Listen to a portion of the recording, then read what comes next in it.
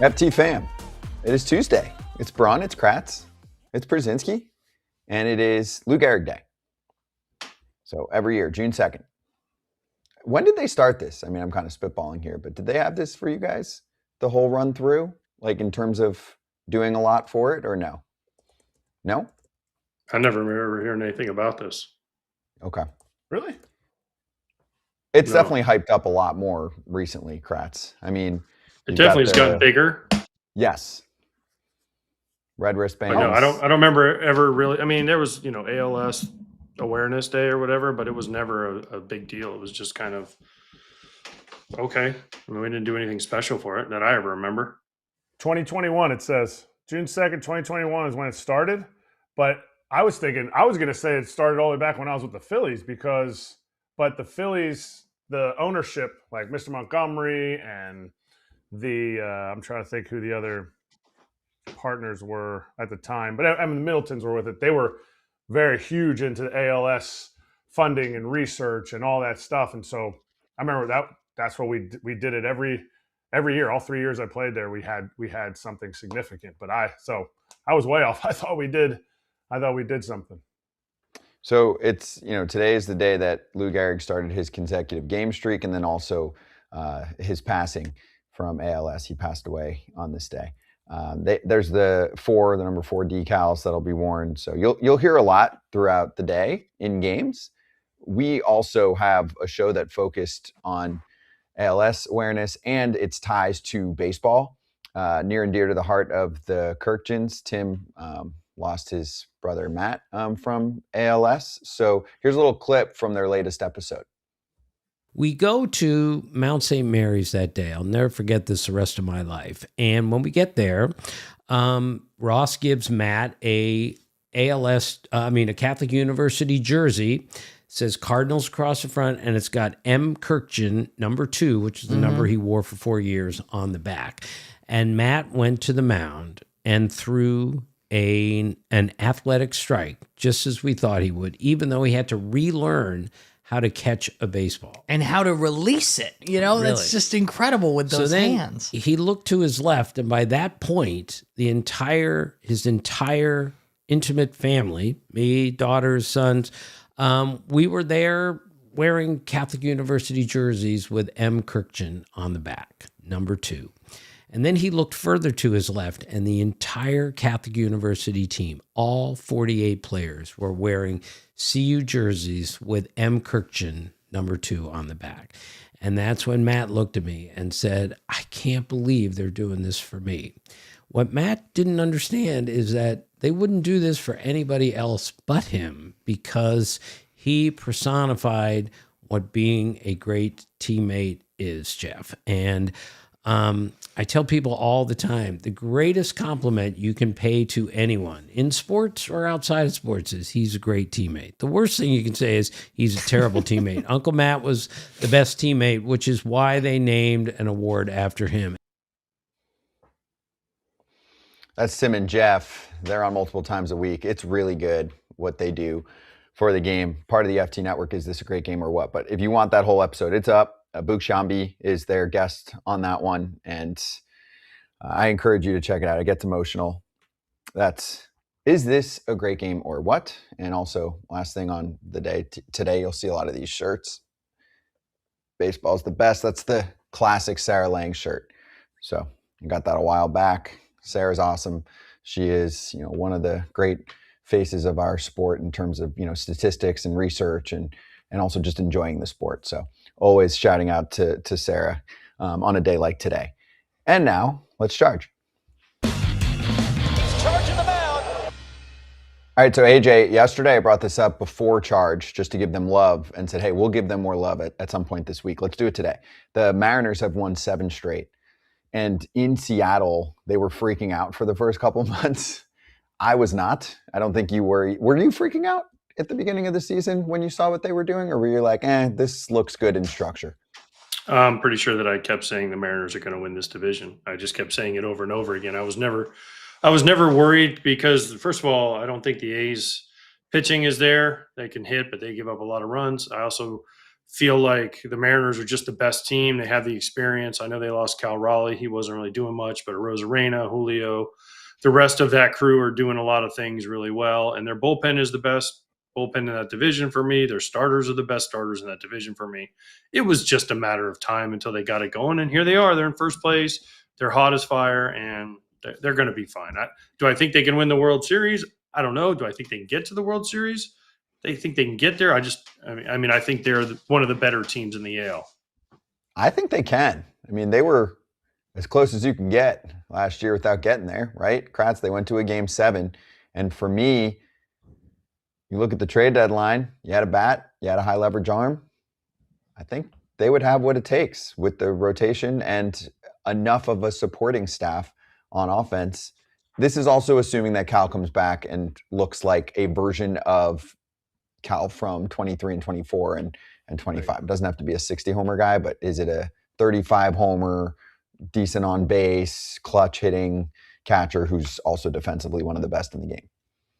Yeah, I mean, I think we all agreed that it was going to be the playoffs for them. But the playoffs, when they're there, they need to hit. They need to figure out how to hit. Is there tiny bit of a drop in strikeout rate enough? Is the fact that is Julio going to be able to step up in the playoffs? Cal had an amazing playoffs last time. They got to be able to hit because they're going to most likely go up against, right now, you're looking at the Rays or the Yankees. Two completely different things, two completely different teams, but they both score a lot of runs. So they have to be able to score runs. I don't care how good your pitching is, got to score. Are they going to get the healthy Brendan Donovan? To me, I loved that pickup. And AJ, when he's played, he's hit. He's missed time twice now. It went back on the shelf quickly after returning for, it was about a week. 839 OPS, 452 slug, 386 on base. Like, that is what you sign up for when you get Brendan Donovan. You just need to get him back for the stretch run, right? You get a good second half out of Brendan Donovan. He always could hit, though. Always. He gets on base.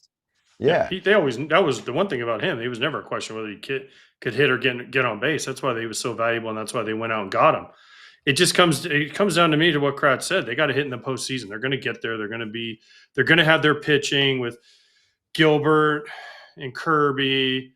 Castillo's kind of figured it out. Hancock, Miller, Brian Wu. They've got pitching, and Munoz at the back end with Spire and the rest of these guys they have. So it comes down again to, can they hit enough, and can they hit enough to beat a team like the Yankees with Cole, Rodon, Fried, Schlittler? That team. That's going to be the real question for me, is can they hit enough to beat the Yankees? Because I think the Yankees and them are probably at the end of the year going to be the pride of the American League with the way things look right now. And if you look at it, the guys that they added, they got Naylor last year at the break, and then they added him back in free agency. Yes, he's going to have to step up. All these guys are going to step up, but I think the big thing is going to be, how does Cole Young look? How does Colt Emerson look when playoff time comes around? Are you leaning on rookies to have big at-bats in the postseason against an older veteran pitching staff lineup like the Yankees? We'll see. Yeah, we'll see. I mean, also, if everything is intact come playoff time, you'll have some decision-making. Like, I'll run through the offense while we're looking at the board here of team stats. So, AJ, you've got J.P. Crawford at short, Julio Rodriguez at center, first base Naylor, left fielder Rosarena, right field Raley, and obviously there's some platoon action here. Cole Young at second, DH is Canzone, Pareda right now. They've got a couple catchers and Garber backing up Raleigh, but Raleigh will be back, and then Colt Emerson at third. When you get Brendan Donovan back, that then, to me, puts some competition on between Cole Young and Colt Emerson in a good way. And also, come playoff time, you still can have both of them on the roster. You might just not have one playing very consistently. That creates some nice depth, a little bench action for the team. To me, the names that I just listed, when you include Cal and Donovan, I think that's a lineup that can get you to a World Series. Can you add one more bat? You can. Do you need one? I'm not sure. Relief pitching wise, I just don't know where you put it. Where do you put the where bat? you put the bat? You don't want to stunt. You don't want to stunt your young guys' growth in Young and Emerson, right? So you're worried about that, and you already have Donovan who plays third. So really, your only spot is second base. So you're not going to put a guy in front of J.P. Crawford, maybe a right fielder. I guess, maybe. I mean, Rosarena and Julio, and then you find a everyday right fielder or DH. Canzone was pretty good for him in the postseason. I know he's kind of a platoony guy against lefties, but I don't know. I just don't know where you put a bat. Where would you put him? That's the question for me. Yeah, Against Rayleigh righties. and Canzone, right? No, it's Ref No. Snyder. It's Ref it's Snyder Ref Snyder. faces. Ref Snyder faces lefties, and so I have a hard time believing the cash-strapped Mariners are going to make a big move like that. They already went out and paid Ref Snyder, so they have their guy to face lefties, and then Canzone's in there when the righties are out there. So I think the position is DH, and I think it's going to be between those guys of who steps up. So a big move, I don't know. Just because they made a big move last year and they signed some guys in free agency, I don't know. I think it's still the same old Mariners. We'll get another arm. You can always use another high leverage arm. Always So, like use you guys said, everybody's going to say that. it's already a good bullpen. I know, but like for me, AJ, if there's a high leverage arm, like you know how most years there's one or two, right? Like go get that Duran that's open. I mean, you don't need him to be the closer, but go get a guy who's high leverage if he is available. Because you've got Munoz, Brash, Ferrer's been really solid for them. Bizzardo, Spire, like you mentioned, there's good names here, but go get another. Well, they pay the price, though. It's kind of what Kratz just said. The Mariners, they don't like to do that a whole lot. They always are. They cry poor just as good as any other team does. So I don't know that they would do that. I would love for them to do it, but I don't know that they're going to. I think the Mariners also with Dipoto and what he's been through the last couple of years, he likes his teams, man. He likes his teams the way he likes his teams, and he sets them up for a certain way, and he doesn't love to. I mean, last year the Suarez and Naylor, but those positions are filled now. So sure, go out and get another arm. Every team wants another arm. There's not one team out there that says, man, I wish we had no more pitching. I wish we had less pitching than what we have. Every team out there goes, man, I wish we had one or two more arms that we could figure out, but they're too expensive. I don't know if they'll do it. Go get Tarik Skubal. How about this? Yeah. Go get Tarik Skubal. I like it. Yeah. That's the one team that I would kind of rule out because they've got a lot of pitching. And actually, Emerson Hancock yesterday was great again, too. He's really emerged and found it for them. So I don't know if they'll be in the running. Every team would want him, but I don't know if they'll pay the price that other teams are going to pay that are in much more desperate need of starting pitching. Anyway, there's a lot more Mariners talk. You know, the new show we talked about, Refuse to Lose Territory. So it's there for you if you'd like more in-depth analysis on this team. Brady Farkas is great. It's part of the FT Network. We're swinging back to talk to FT Senior Insider Ken Rosenthal.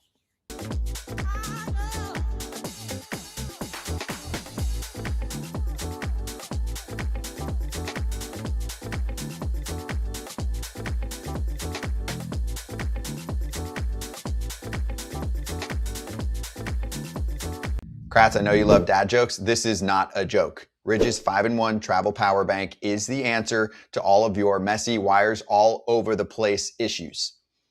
Yeah, 100%. I don't need more tube socks. I need this because somebody's going to use my phone that I fully charged and then dies halfway through the softball game that I go to. So this will lock it in, and my friend next to me who forgot to charge his phone. Ridge makes life better. They revolutionized the wallet, right? Now they're doing it with a portable charger. It solves all of your issues. So many elite features: MagSafe wireless charging, Apple Watch charger, Lightning, USB-C, every way you need to charge, all in one premium device. The colors are swag. One thing to pack, 5 ways to power. For a limited time, get up to 40% off during Ridge's huge Father's Day sale at ridge.com/foul. Don't miss one of their biggest discounts all year. Just head to ridge.com/FOUL and you're all set. After you purchase, they'll ask where you heard about them. Please support our show and tell them we sent you. Hey, we're here, and there's just a little trade that occurred. Justin Lawrence going to the Twins for cash. It just gives us a chance to actually talk about the Pirates bullpen with AJ, who missed both days of the controversy in Pittsburgh. Lawrence, by the way, 23 appearances, a 5.32 ERA. Pirates bullpen hasn't been great. Should be a little better as they add Mlodzinski if he wants to, be there. He doesn't right now, but he's going to have to deal with it tonight. What did you think? We didn't have you for both of those days. What did you think of all of that? I missed a lot of it, but what?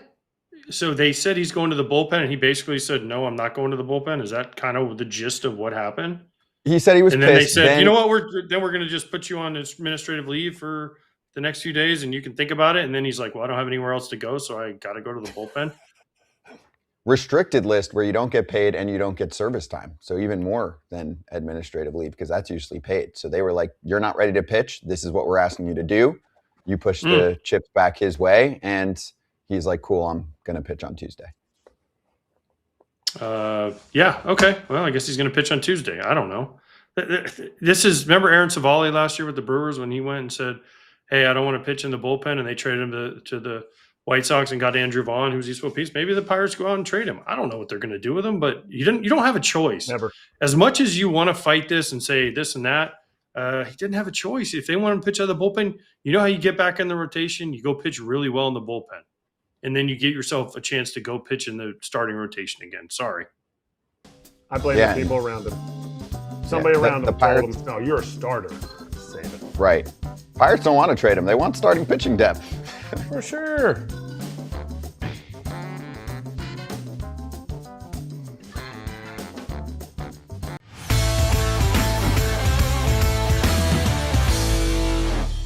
I think this is crazy. The Inside Scoop with FT Senior Insider Ken Rosenthal. We're talking about Tarik Skubal trade options on June 2nd, Ken, and it's real. I mean, the team is way back. You covered it in depth on the latest Fair Territory episode. So I want to push it forward and dive into potential team options. And I know the classic answer is anyone that's a contender would want him. But what are your initial thoughts about some teams that pop up that you think could be legit contenders? I would say maybe steering towards a team that has a true need for a starter that would pitch a playoff game. I know everyone could use him, but you know what I'm saying? Like someone who's like, hey, I really need a starter to make this team complete. First off, this is all predicated on him coming back and coming back healthy and showing he is the effective Tarik Skubal that we all know. So what I wrote yesterday, just to preview this a little bit or kind of explain the background, was that the Tigers, now 15 games under 500, are all but buried. Now, maybe they go out a run here once they get Skubal back and Gleyber Torres back, and the American League is weak, but 15 games, 16 games under 500, no team in this current playoff format has come back from that to make the playoffs. Okay, so that's where it starts. Now, the teams with the biggest needs right now, in my opinion, would be the Cubs because of the injuries, with Boyd coming back, but Horton still out, Steele still out. The Blue Jays, who have an entire rotation on the IL, and the Padres, who have dealt with rotation concerns all season and really done okay, all things considered. I would say those are the three teams with the biggest needs. Now, you cannot rule out the Dodgers, and you cannot rule out the Yankees. You cannot rule out the Phillies.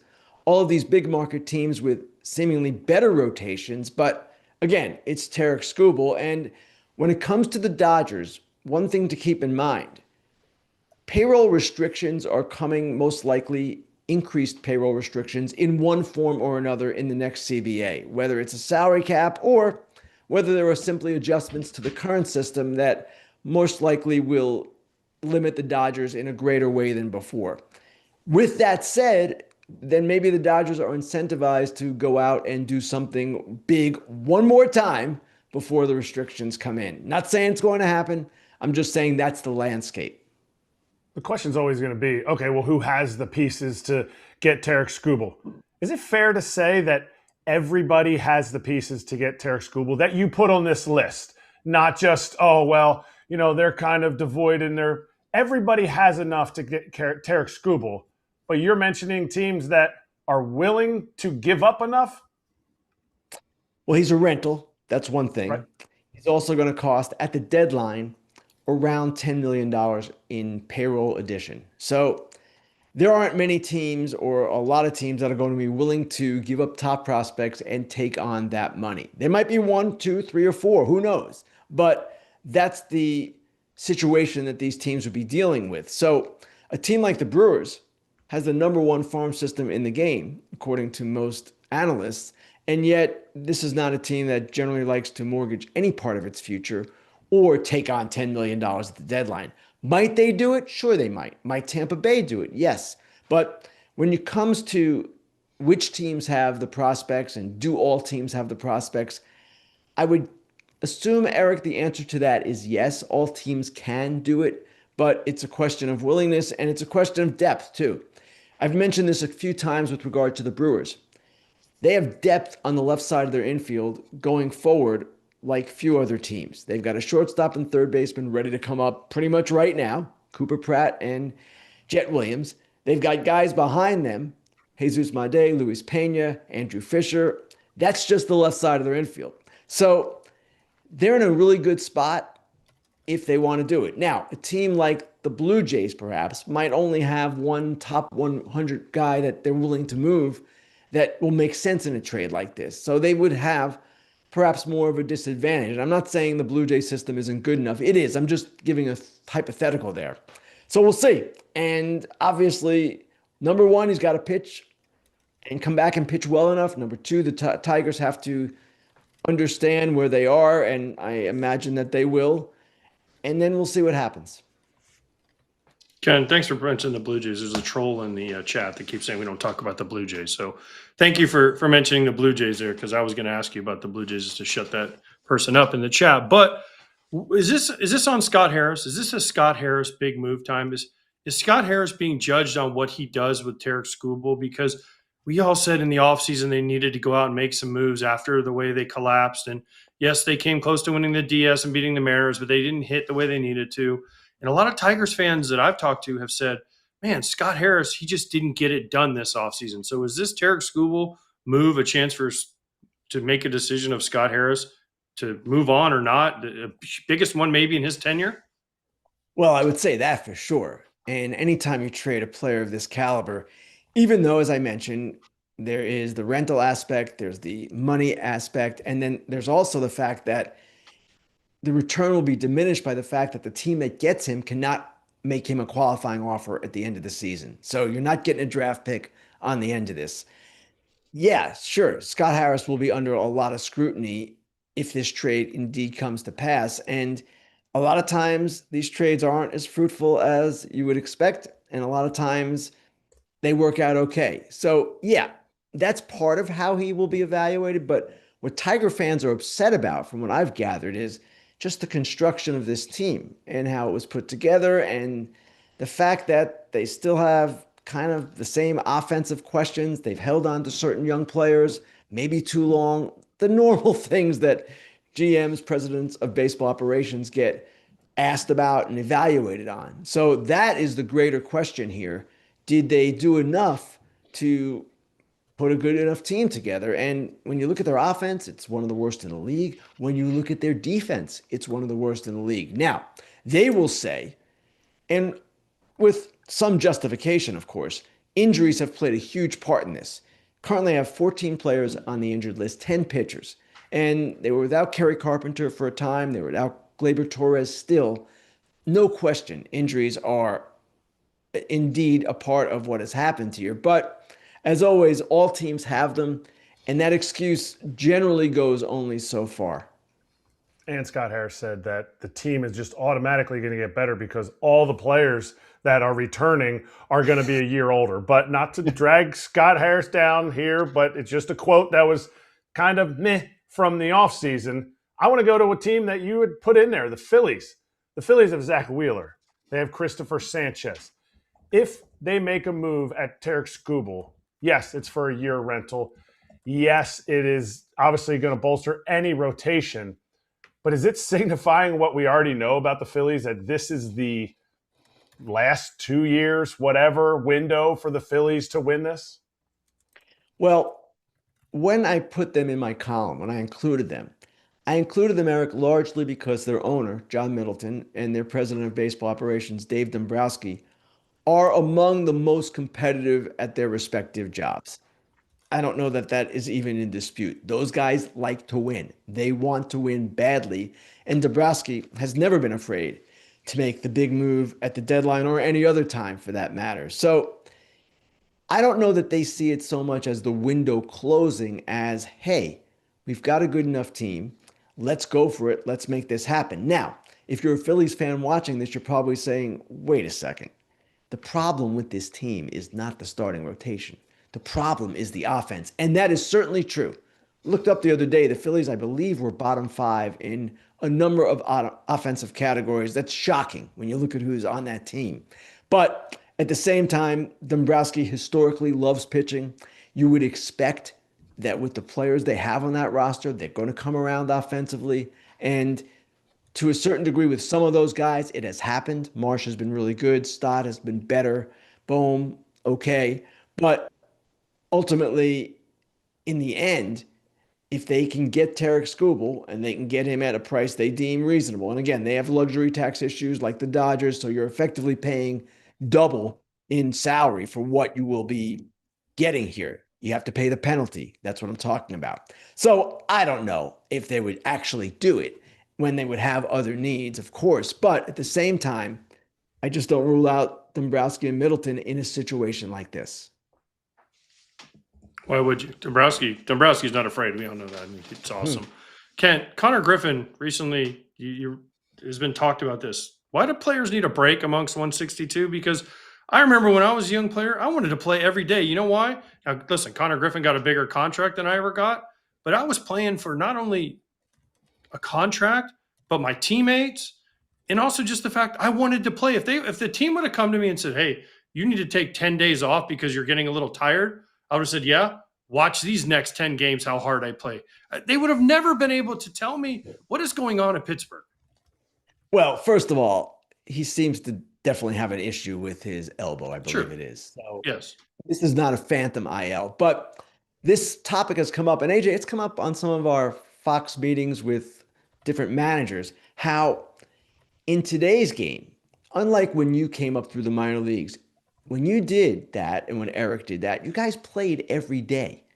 Today, it's different. First off, there's a built-in off day for minor leaguers on Monday. We know that. There's also generally a scheduled off day for minor leaguers.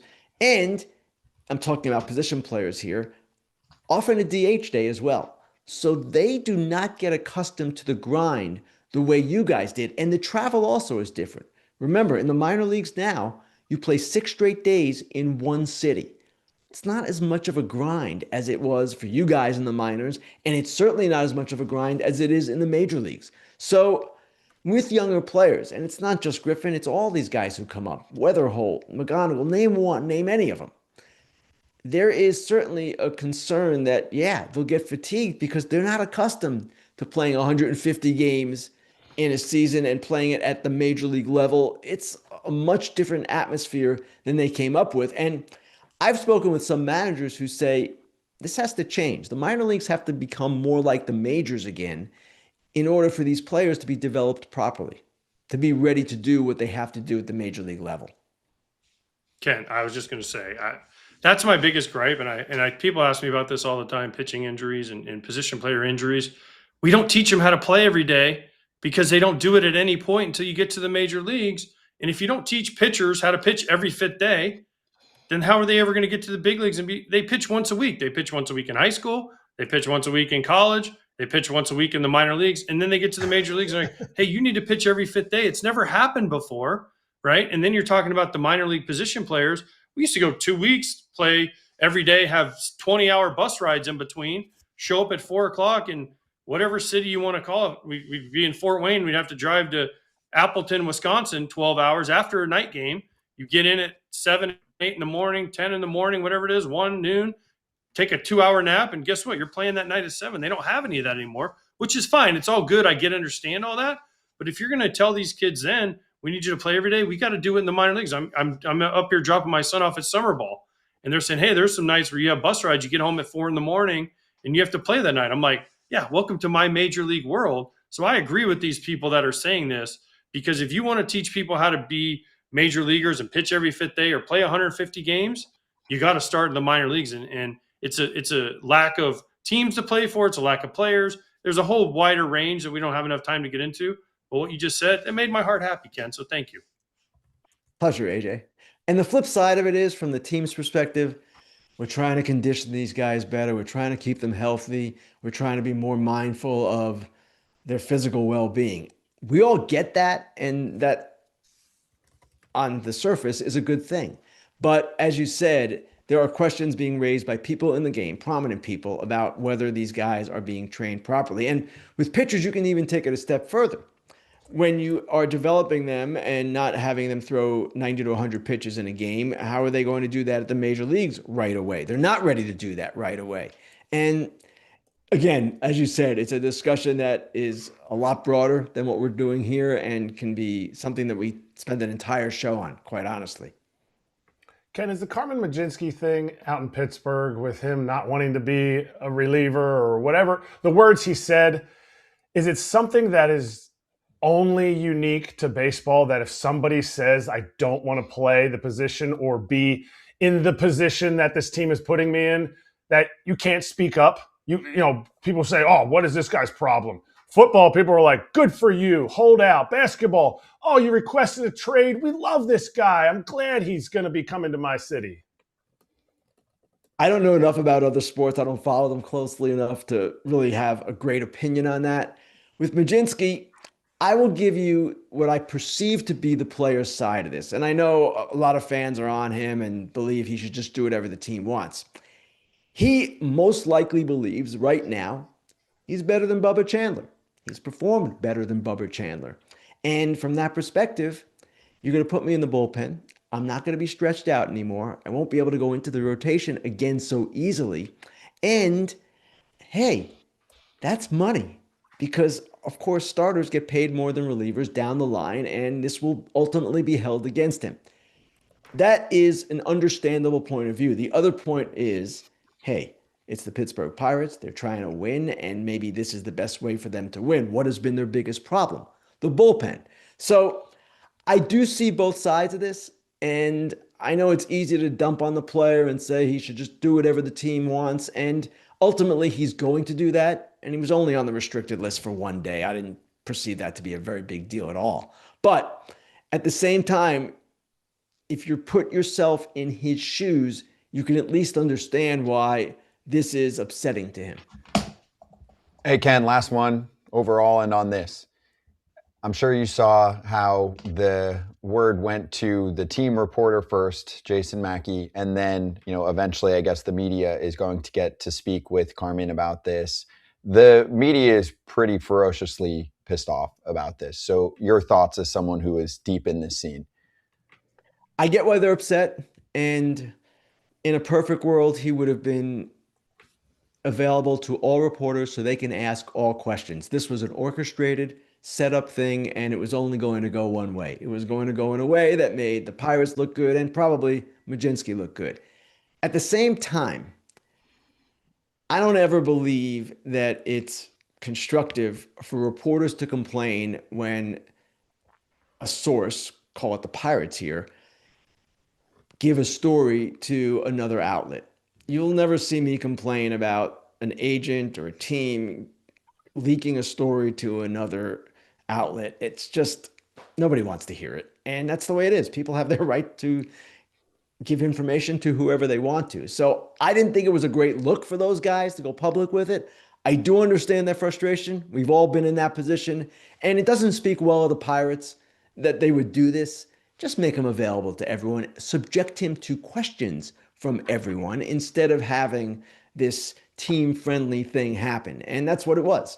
So I get it. If I'm a fan, I'm upset. If I'm a reporter, I'm upset. But I just don't know that publicly complaining about it is going to be something that people embrace.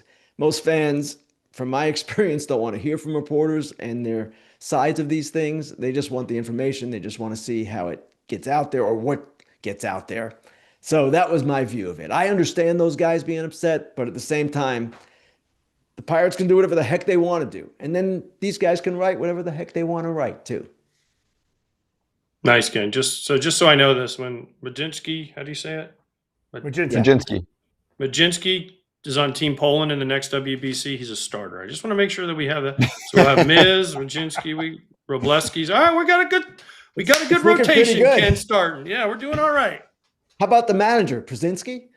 Oh, manager / DH. Are you kidding me? We might need a bat. Kavich, bench coach. No, he doesn't qualify. He's not a ski. You have to have ski at the end of the name. Otherwise, you don't they qualify. accept everybody. Skubal is a 100% Polish. I know that. Skubalski. All right, great. Well, Ken, we've gotten to that point where thank you. Appreciate it. We'll talk to you later. Thanks, guys. All right. Ken Rosenthal back on Thursday. And yes, it's June. It's okay. ask trade questions. I saw some in here. I saw, people ask about a number of teams. We had a pretty set agenda we wanted to get to today, just being straightforward. The good news is every Thursday you can ask questions live at 12:30 Eastern. So lunch break, whatever it is, throw a question Ken's way. We'll be right back.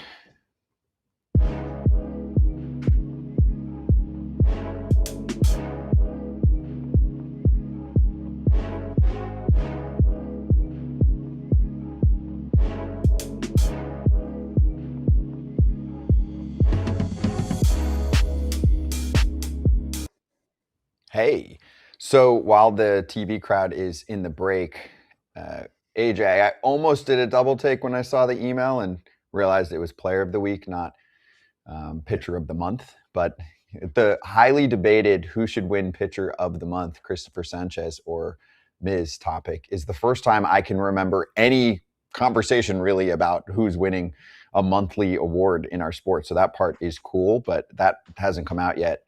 Christopher Sanchez wasn't mentioned on the noteworthy performances. Did he only have one start last week? Is that part of it too, Kratz? He pitched in the middle of the week, so maybe that's part of it. But anyway, Miz won pitcher or player of the week in the National League for what he's doing. Who's your pitcher of the month, AJ?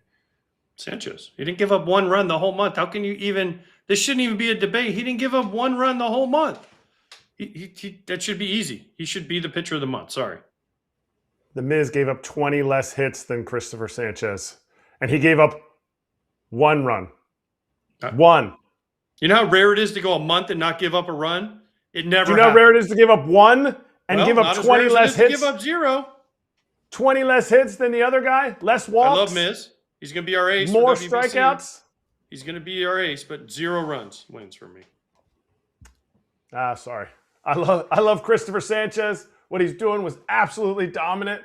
The Miz, I heard you guys discussing it yesterday. Sorry, I got to go with the Miz. I got to go with my Milwaukee love. My Homer Philly love or my Homer Milwaukee love. Either way, two dudes were dominant, but the Miz gave up 20, I think it was 23 less hits. That's crazy. The innings were within like an inning. I think it was like 39 and 38 and a third or something like that. So you can't really make much of a distinction there. I like the debate and hearing this from you guys. AJ, can you agree to disagree that if somebody is coming from the Miz section, you can see where they're coming from? Listen, Polish people, we stick together. So I totally understand it. I totally get it, but it just 0 runs in a month. Listen, there's a lot of great pitchers that had great months in the National League. Apparently nobody can hit in the National League. They can just really pitch. But to me, if you go a whole month and give up 0, I don't care how many hits you gave up. That means you figured out a way to get out of all those jams. To me, it's just, I don't know. It's hard for me to look at a guy and say, hey, you've given up 0 runs in a month and you don't win pitcher of the month, because that never happens. And that's the player comp on the season right now. Looking at those two, among others, for the Cy Young race. It'll be great. It's going to cost Shohei.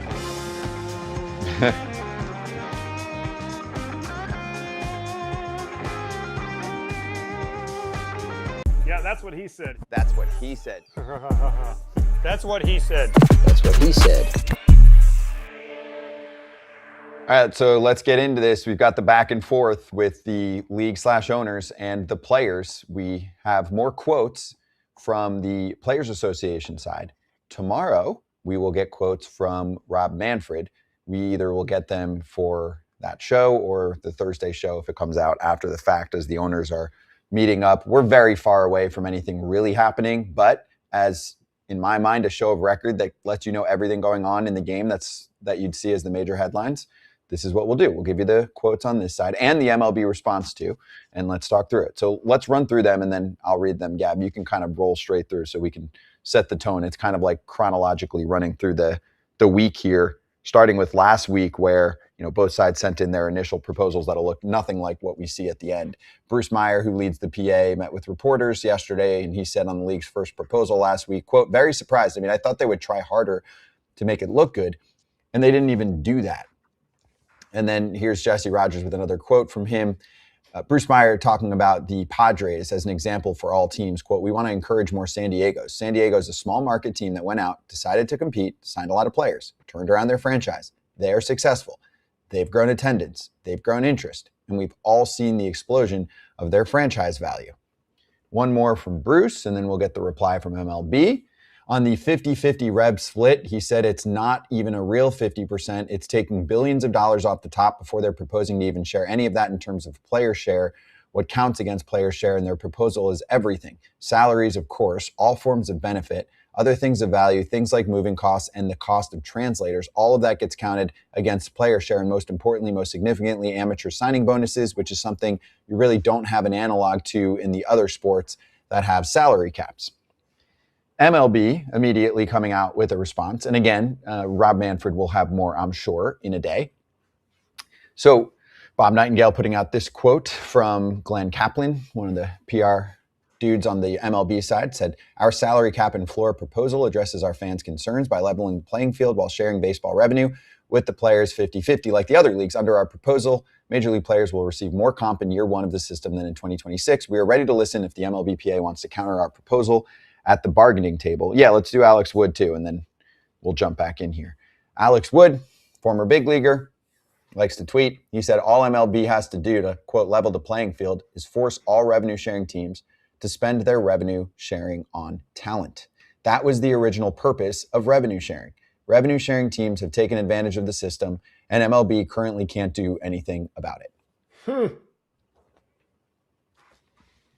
Mic drop. True. How much money did the Pittsburgh Pirates get in revenue sharing last year? I'll find out for you. How much did they spend on players? That's the question. How much money did $101 million. How much? 101 total. 101. They crashed over the $100 million threshold at 101. How much did the Marlins get last year? I can only type so fast.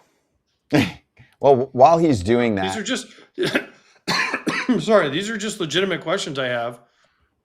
Because then also the other side of it is, we had David Sampson on, and he said, there's different ways to calculate. Why is there a different way to calculate how money? It's money, right? Unless someone's trying to hide something from someone else, can't you just say we made this much money and we spent this much money, and then there's the pensions and there's all these other things that we have to spend money on? That's what I don't understand is the 50-50. All right, so then if I'm the players, go and say we want 60% of the revenue. And you know what the owners are going to say? Not fair. Not fair. Not fair. It's 50-50 no matter what. And then they'll figure out a way to hide money. And listen, I don't like this from either side. I hate that they're fighting publicly, but now it's become a PR battle, and it sucks. It sucks. We're going to have to talk about this for the next however long. Obviously, this is the part where players get hamstrung because they do see the books. They see all the books, but they're not allowed to discuss it. It's part of the collectively bargained and antitrust stuff, but they do see the books. So if the players see the books and react the way that they do, this is why they're reacting the way they do, and they're encouraging owners to spend more. The Pirates, according to AI, receive $85 to $100 million annually in revenue sharing. And their payroll is $101 million. So showing you that essentially their payroll is taken care of by revenue sharing. And I know Pittsburgh fans, they come out. I know this team makes other money other than revenue sharing, but that's what it says. And the biggest thing is that I want to say before we get into any more of these conversations, us here on Foul Territory, we are ex-players, 100%. But we are currently baseball fans. Baseball fans want parity in the game. We want competition in the game. That's what you want.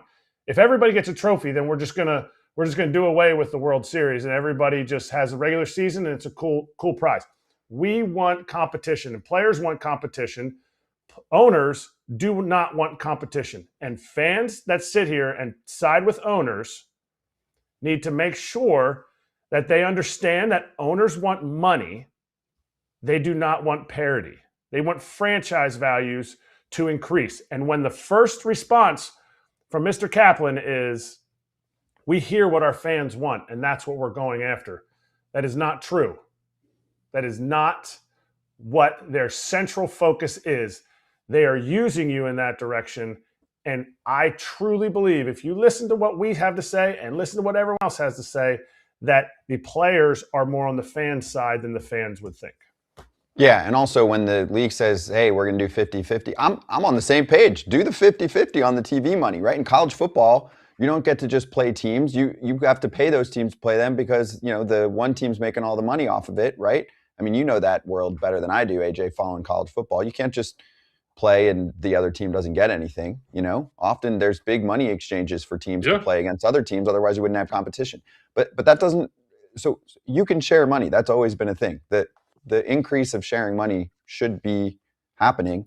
But the problem is you had distrust because they created that without any lever to actually spend the money. The Padres example, you can fight it all you want, say, oh, they were in some debt. They sold for ridiculous amount of money. They invested in their team. They made some mistakes on players they invested in, but they made some huge hits, and they're an absolute vibe. They dominate San Diego because they invested in the team in every way, right? They invested in the way that they operate their ballpark, their marketing, their player payroll, the whole deal. And they are small baby. They make nothing on their local TV money, just about nothing.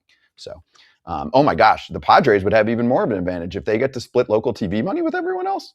So, yeah, I mean, you would definitely help out the Padres significantly. Not that they need help. They've been competitive. I know they haven't won a World Series, but they've been good.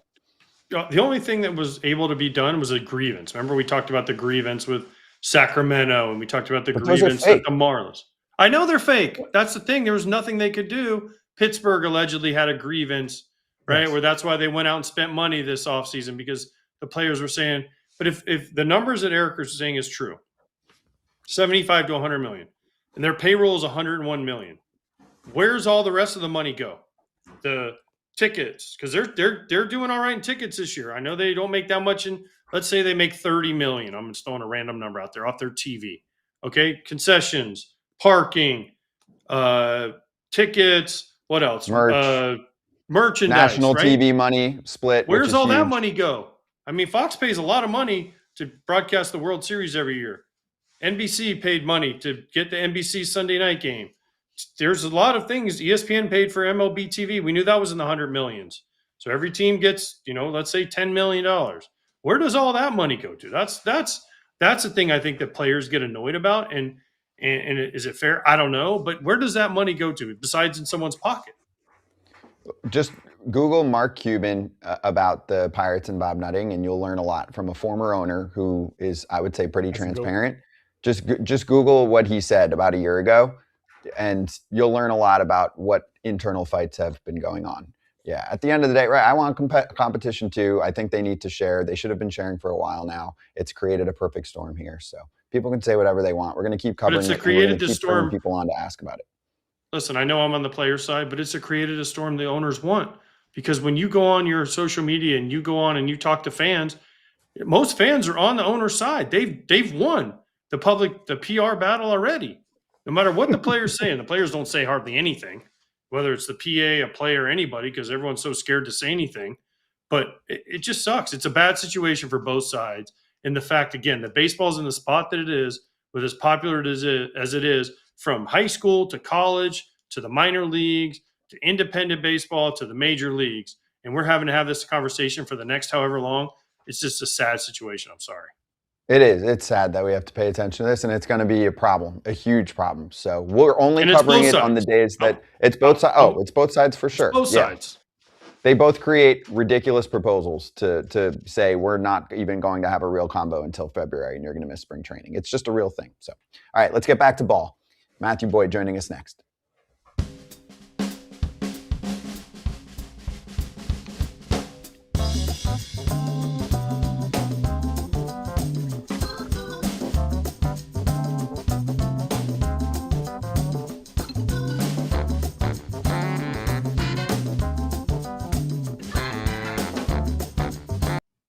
AJ, remember when we covered this last week and Tony Vitello was talking about how they might make a change at third base coach? They did. They brought in Gary Pettis, the vet, formerly of the Astros. Do you think that's going to make a difference? Kratz, answer me. Do you think that's going to make third base coach? I love GP. Now, GP was one of my favorite coaches I ever played for. I had him in Texas for a year. He was awesome. But do I really think this is going to make a difference in the Giants season, how they finish? Because Borg got a couple guys thrown out at the plate more than any. I mean, wave him home Wendell Kim for the dang Red Sox forever, and the Cubs, he was a legend because he waved everybody. Joey Cora, you know what? You can't hit. Guess what you got to do? You got to try to score more runs. So you send more guys, you take more chances. Let's talk about that. How about that? How about we talk about that? How about we talk about the fact that if you've never been out at third base waving a dude home, you're thinking as the guy's rounding the bag, you go, who's up? Ooh, 6, 7, 8 of our order. I know what they're hitting. I think we're going to go. I think we're going to send them. You never know. Make them make the play. Like you have to make those evaluations. So bad for him. Great for GP though. I love GP. And the fact that they brought Ron out of somewhere in the Giants, out of Oracle Park. Like I'm sure he just hangs out with the team and they just put a uniform on him until GP could get done his golfing lesson that he was getting. And by the get way, to San Francisco. Ron Wotus, Team Poland coaching staff member. Huge Polak, no ski. Ron Wotus, he'll be on the coaching staff. Don't you worry. He is just stuck in Oracle Park. He's just kayaking all around forever. Oracle Park. Yes, he will not leave. He will not leave. Him and Boch just together. Oh, he was there before Boch. I had Wotus as a coach when I was there way before Bochy got there. Way before Bochy. Wotus has been there forever. He's the Highlander. I love that. He's the one who came up with my nickname. Him and Mark Gardner. They used to call me the Cooler. I told you all that.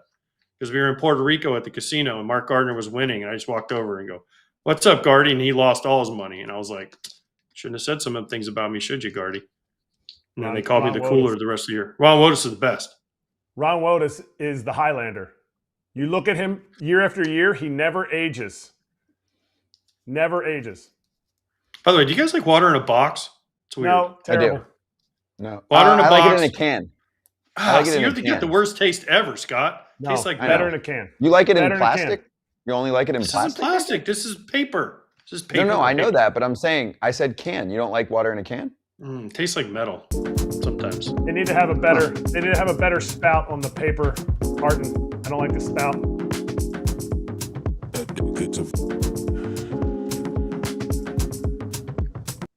Matthew Boyd on the mound. Struck him out. On third strike. Bring him up, sit him down.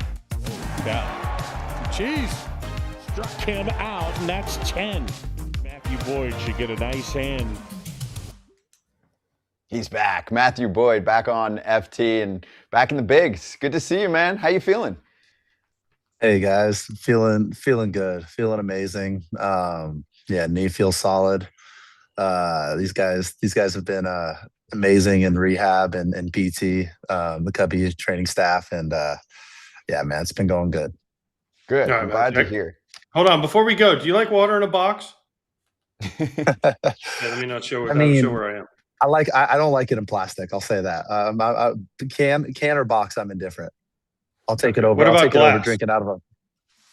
I'll do glass. That's cool. Okay. I think I'm traumatized from the playing summer ball and forgetting water at home and having a 3-week-old water bottle that's in the summer heat in your bat bag that tastes like plastic. I'll take anything outside of that. Thank you. Yes, I have the same thing. AJ was saying, wait, Scott, AJ, you never played though. Okay, but everybody's had that like hot plastic water, and it's a tough look. And AJ was saying to me, he was like, "Oh, you have the worst taste." I was like, "Yeah, in a carton, in a can, just I would like to not have it in plastic as much as possible. I mean, you can't avoid it all the time, but it doesn't taste as good with plastic." I mean, when you're playing a doubleheader in July and in the Northwest, and that's all you have, you're still drinking it. But yeah, it's not plastic. You guys don't understand the problem with us old folk. We used to actually drink out of this thing called a hose, straight out of the ground. Y'all don't even know what a hose is. So we used to drink it. You guys are talking about, we didn't bring water bottles with us to the games. They literally had a hose by the dugout, and there'd be 7 guys drinking out of the hose at the same time. Not in New Jersey. Not in New Jersey. You can't drink Jersey water. You need filters. You need reverse osmosis. You need everything. That's funny. Anyway, So first off here, while we're having fun here, I want to make sure I clear this part up because we haven't had you on since. Yeah. When we initially saw I know you've addressed this. When we initially saw the news story, people were writing it like, "Oh, his kids hurt him," and then you came out and said, "No, my kids didn't hurt me." And then we actually on our show made sure we told everyone, we were like, "Hey, actually, those news stories were running with something," and it was like you get one word off, like for you being. We know you're one of the nicest guys in the game. You know that. I know you're not going to say it, but You just told the story like it is. Hey, I was leaning down or whatever it is. And then I realized, wait, something's wrong here. So can you tell it? And then kind of what happened after that you had to clear up? Yeah. So we were, it was like 1:00 night game that evening. I was getting ready to head out of the house, and I was like, my son was playing Legos on the floor, and I was just literally squatting down, like basically going into like crisscross applesauce. Didn't even get to the floor. My knee popped, and it didn't even hurt. But I was on the floor. As I tried to get up from the floor, like I couldn't put weight on it, and then I couldn't straighten it. And I was like, literally as simple as that. Didn't even, was going to play with my kids and couldn't even get down there. And just a weird thing. So yeah, I was. That's how it happened. As unglamorous as it sounds, it probably means that I had a torn meniscus for a while. I didn't really have symptoms or anything like that, but man, the next day after surgery, I was already throwing and feeling great. And yeah, not my kids' fault. My kids didn't take me out, but yeah, knee feels great now. I honestly want to see AJ try to sit in crisscross applesauce, but that's neither here nor there. But yeah, how much I didn't get to it. An injury like an injury like this, how much are players playing through things? Can you even try to tell fans how much players play through? Because I think people see professional athletes and they say, dude, that dude's 100%. Look at what he's doing. But the reality is, and maybe you're wrong, maybe I'm wrong, you're not playing 100%. So what do guys play through that you're like, I probably already had a torn meniscus before I crisscross applesauced? Yeah. I mean, it's not like I was playing through pain, but like, I don't know. My mentality is you go till it's a no, right? And it's not like you're going to be stupid. You treat stuff as stuff pops up. But like, I mean, for this instance, like it's one of those things where like I wasn't doing anything to, like, my knee, I wasn't getting treatment on it or anything like that. Like, it wasn't an issue that I felt like it was popping. I noticed that, from the off season on, I had a pop in my knee when I was in full flexion, but it didn't do anything. It just made a sound. I mean, shoulder does that sometimes. Elbow's done that from time to time. Like different body parts make sound sometimes, and you see if it affects you in any way, right? But like it's one of those things where I got it fixed, and then in that subsequent week after surgery, I was throwing, and you're like starting to load that backside, and we were lucky that I was able to load it really fast, right? It felt so good, so soon after surgery that you're like, oh, I can get into my back knee better than I could a couple weeks ago. Like, dang, maybe something actually was going on. And it wasn't like I was feeling pain before, but it's like, man, I'm getting into a better position to drive forward toward the plate and whatnot. So guys go through stuff. Guys you guys know, you want to be on the field. You want to, and if like, it's one of those things where if you play, inevitably you throw a baseball and squat behind the plate and play in the field for 162, and you're playing every single day of the week, there's going to be stuff that goes on. And I think it's our job, and to try to have self-awareness and to work on the things that, with you lose motion or stuff that pops up, right? You just fight through it. You find a way to address issues as they come up and try to continue to stay as close to that, like, perfect you as you can. Matthew, you're active, right? You were activated off the IL? No, not yet. I mean, we had an off day yesterday. I threw on Sunday in AAA. So we'll talk today. I'm going to start this weekend, somewhere. We'll figure that out, I'm sure, after we get to the field here. Okay, because my question was going to be, you went 4 innings in Iowa, right? And now you're rushing. Yeah. You're rushing to get back to Chicago. Was it because you were tired of buying spreads in the bushes? You didn't want to buy spreads in the bushes, so you want the free food at the big league level. Okay, I got to say this. The spreads in the minor leagues now are pretty dang good. Like, it stunk when I was in the minors. I'm sure it was even worse when you guys were in the minors. And I mean, like, I was like, I don't know if Texas Roadhouse or Outback is a step up from this. That used to be like we were excited when Brett Laurie or, Jay Happ or Brandon Morrow were coming and rehabbing, and like we were gonna get a steak and a blooming onion. But now it's They got pretty good stuff. I was trying to find ways to treat them, and you got to get pretty creative nowadays. But yeah. So how did you treat them? Because that's what I was going to say. Like, no more food. We did. They get the food. Oh, did you buy 8 some hour? Jordans? Did not buy Jordans. That's a little pricier. It's a big roster in AAA now. No, it's we did a coffee cart one morning, and had an 8-hour bus ride. So sometimes you got to take care of the boys with a long bus ride and an off day the next day. So, there are little things to do in that sense. And yeah, they had a long ride from Indianapolis back to Iowa. So Some Presidentes? yeah, treat them after a day game. Presidentes, yeah, Coors, hydration stuff. Matthew, I know you didn't take the bus. You took a plane. Don't even say you took the No, bus, because I I know you rode. took I the drove. plane. I was in St. Louis on Saturday. With the team, we drove. It was like a 3.5 hour drive from St. Louis to Indy, and then like 2.5 hours from Indy to Chicago. So I was in a car the whole time. Yeah, but I know you weren't taking that bus ride. Hey, I know you wasn't taking that bus ride. They asked me when I went on rehab one time. Charlotte was playing in Norfolk, and they had to bus back to Charlotte. And they said, "Hey, you're going to take the 10-hour bus ride with me?" I'm like, "Nope, I'm on a plane tomorrow. I'll see y'all in Charlotte." Hell no, I wasn't taking that 10-hour bus ride. I was like, I'm way too big league for that junk. I don't miss those bus rides in the International Eastern League. I'll take a plane every time it's offered. We got a new knee now, so we gotta avoid the little less time in the car is better. You got to keep it stretched out. That's what they always say. Exactly right. You pitch. Exactly you don't like right. it. Pitch better. You don't like the bus rides. Pitch better, and you have pitched better.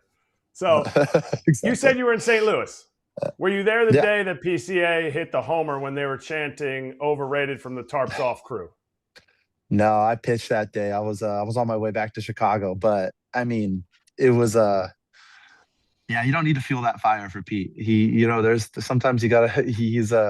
He's got that motor, and he runs hot and in the best way possible, and it's just adding fuel to it, and he just elevated it. That was impressive game, and then cap it off in the best way possible, right, to make that play in left center field. I mean, he's a special talent, man. He can do it all. That was fun to watch.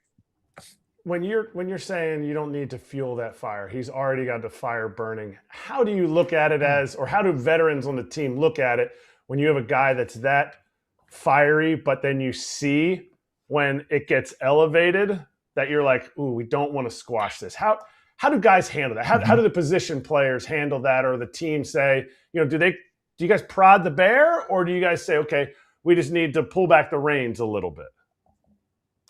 Oh man, I don't think we're in the big leagues, man. No one needs to be prodded in any way, right? You're up, but you get to show up at Wrigley with 40,000 every night. Like, there's no prodding that's needed. But I mean, I'm always of the belief that like you can't fake anything. What you got on game day is what you got, and it also doesn't, whether you're running up, running high, or you're in that mode where you can have a casual conversation. Competing is competing. It doesn't change what you go do on the field. You just kind of take wherever you're at, because it'd be lying to yourself. You walk out there for, a start in the ALCS or, NLCS, and you're running you're excited, like feed off that, play off that. And if you're not there, and it's a day that you're running lower, you play with what you got, because it doesn't affect your talent. It doesn't affect on what you're bringing out to the mound or what you're bringing in the box. I've always kind of been taught that, and, play off what you got. Matthew, were you at the Crosstown? Did you get to attend the Crosstown? I did. Did you guys put out a bounty on the girl who told PCA that he sucks? Because ever since that moment, I mean, the White Sox have gone like this, and I'm not going to mention the other team that you play for, what they've done. Yeah, I mean, it happens. Coincidence? No bounty, nothing like that. But White Sox are playing good baseball right now. Hats off to them, man. They're a good ball club. They got a good lineup, good pitching, and that was a fun series to be a part of. It'll be fun to do it again over on the south or on the north side here, in August. Did PCA talk to you guys after that? I don't know. I've never seen, everything has become so public now, right? So does he have to? He doesn't have to apologize to his teammates or anything like that because you guys are in him. You're in the fight with him. You guys get it, right? So there was no need for that. No. I mean, he said, Pete said what he said to, afterwards to the media and all that. And we got his back. It's not fun to have people yell at you like that, and stuff happens, you're out there, you're in the heat of the moment. It's we all make mistakes. Pete's awesome. All right, Matthew, you just got back from pitching in AAA. Everybody says guys that are coming up from AAA, it's kind of unfair because the AAA level isn't as good. I'm not saying you're throwing shade, but I'm saying, can you assess where AAA is now compared to when I was hitting dingers off you in AAA? You remember that? I totally do. Yeah. that was a long time ago. Yeah, it's different. It's different. And that's not a knock to the players that are there. I think it speaks to more how, well, it's what happens when you shrink minor league baseball. I think one thing, right? In that sense of what the league's done. And you kind of push out that generation of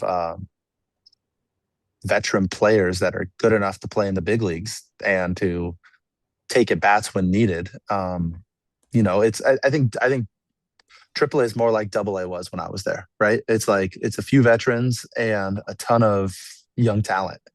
I mean, when I was in my first year in AAA, our rotation was Felix Doubront, Randy Wolf, Jeff Francis, me, and Daniel Norris. Like we were the young pups. I was bringing 30 racks to the field to bring them on for a bus ride because Randy Wolf told me to, and do a chart every day because Wolfie and Jeff Francis had a combined like 22 years in the show. They weren't gonna make me do that, and Brendan Ryan and Omar Infante and Casey McGee in our infield, like Luke Scott, like these were the AAA felt like the big leagues, and the approaches at the plate were that way.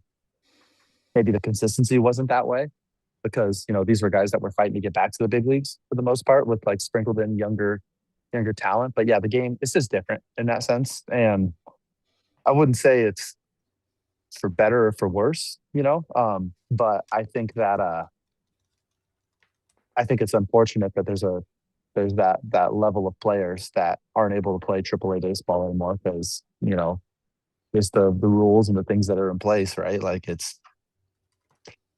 not able to. I want to hit on it one more time because I feel like this is happening in the game where prospects, pitchers, position players are getting called up to do things that veteran, that Brendan Ryan at the end of his career, that Omar Infante at the end of his career would have been called up to fill in for 10 days, but now they're calling the prospect up. Do you feel like that can not derail, but deter the best version of that prospect that they're now calling up that should have been a veteran spot that they would have just then DFA'd afterwards? I think it's different. There's an argument to be made for that. I think, as a young starting pitcher, right? My first 2 years, even 3 years, I was up and down, and you're trying to find your way. And like, I think some of that runway's gone in a sense now, because, Randy Wolf would come up or Felix Doubront, and you could get a start out of those guys. I mean, yeah, it's prospects got to come up at some point, right? But maybe that level of overexposure, when a guy needs to get a taste of it, right? And then, okay, cool, you get sent down, you have that adjustment period, and then you come back up more prepared. I think probably some of that's a little bit gone because a lot of those veterans aren't there anymore, to a degree. Well, we always love these combos, man. It was great having you on. Great to catch up. Great to see you back, too. Yes. By the way, Matthew, if you think what White Sox fans said that PCA was bad, you should have heard the things that Cubs fans used to say to me. That was PG. That was like G-rated compared to what they used to yell at me. Hey, I played at US Cellular Field for, back when we had to go to Chicago 3 times a year and some good teams. It's there. It's not all rose-colored glasses down there either. That was a mean. They let you know how where their alliances were. They didn't like the Tigers. They don't like it in a Cubs uniform. It's all good. People you got to be Southside tough, Matthew. You Northsiders, you don't get it.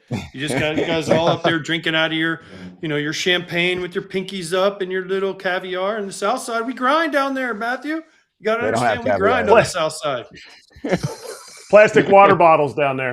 That's right. We can't even afford the paper ones on the Southside. Canned tuna fish on the South We're lucky side if we get a meal. He's talking about these nice places. We're lucky if we got a meal down there. Oh gosh. Oh, go do your thing. Oh, all right. Yep. That's the time. Cameo. Time's up. Yeah. It's that time. Let's do it. Let's do it. All right. Thank you, Matthew. Great catching up, bud. All right. We'll see you on the weekend in your start. All right. Sounds good, guys. See you later. Cheers. See you later. Hey, by the way, Northside Territory, which is an AJ-free safe zone, has Sahib Sharma and Patrick Mooney covering the Cubs, multiple episodes per week. Those two are Cubs insiders. They've got it all. Check out the show. Maybe we'll have a Southside show soon.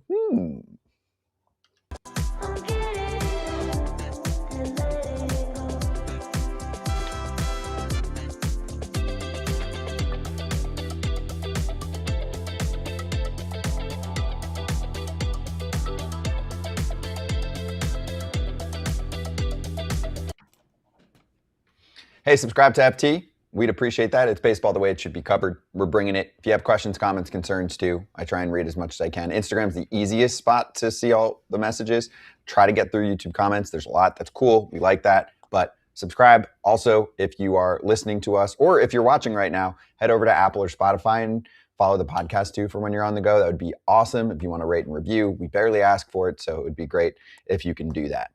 Hey, do you think this is a dangerous precedent set by Rays players to sign a baseball when a fan throws it back from the seats?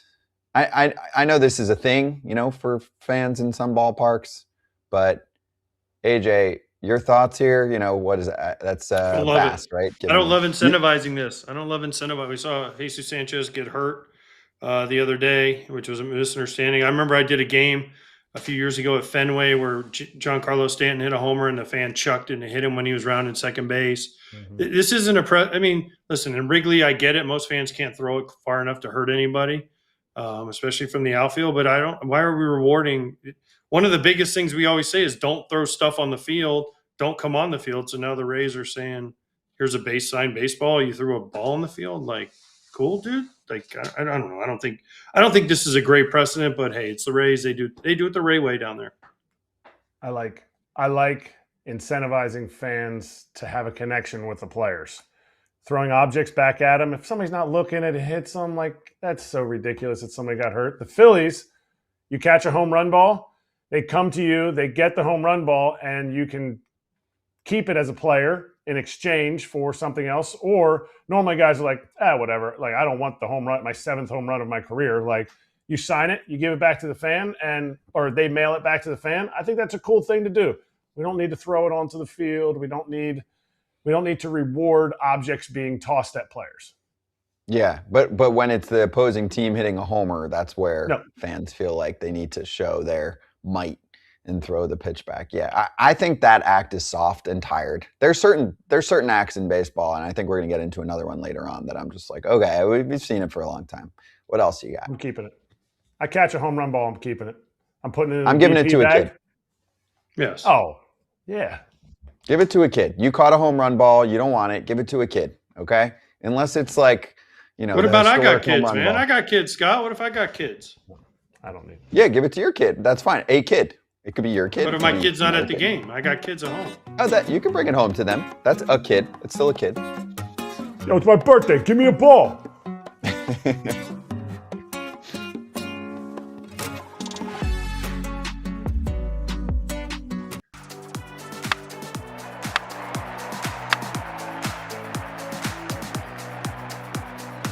Hey, Better Than Box Scores is sponsored by Simon's Heart and Babe Ruth League, Inc., who are participating and partnering this spring to protect the hearts and lives of young baseball and softball players everywhere. Important cause. We're talking about important causes today. So there's more info, justtheball.org, bottom of the screen. Let's talk games. Let's start with the Brewers destroying the Giants. Woo! The Brewers, they can put together some rallies. They really can get after you, and you look up and it gets out of hand very quickly. It was 2-0. Wasn't it 2-0, right? It was 2-0. San Francisco scored first in this one. Yeah. Yeah. What they do is they just hit, walk, hit by pitch, walk, stolen base, extra base, first to third, hit. Next thing you know, you're down 7-2, and you're going, what just happened? This happened in about 3 minutes. So, yes, the Brewers are really good about this. They can put some pressure on the other teams, and if you're not prepared for it, man, they can make your head spin really fast. People say all the time that home runs are rally killers, and the Brewers scored 16 runs yesterday, 0 homers. They did not want to kill the rally, and it's exactly what AJ just said. Triple, clears the bases. Double, now second and third, not afraid to get a sac fly in, score another run. Like, it's just how they do it, and it's suffocating to teams who can't figure out how to, we can't strike these guys out. What do we do? Oh, crap, I have nothing to go to.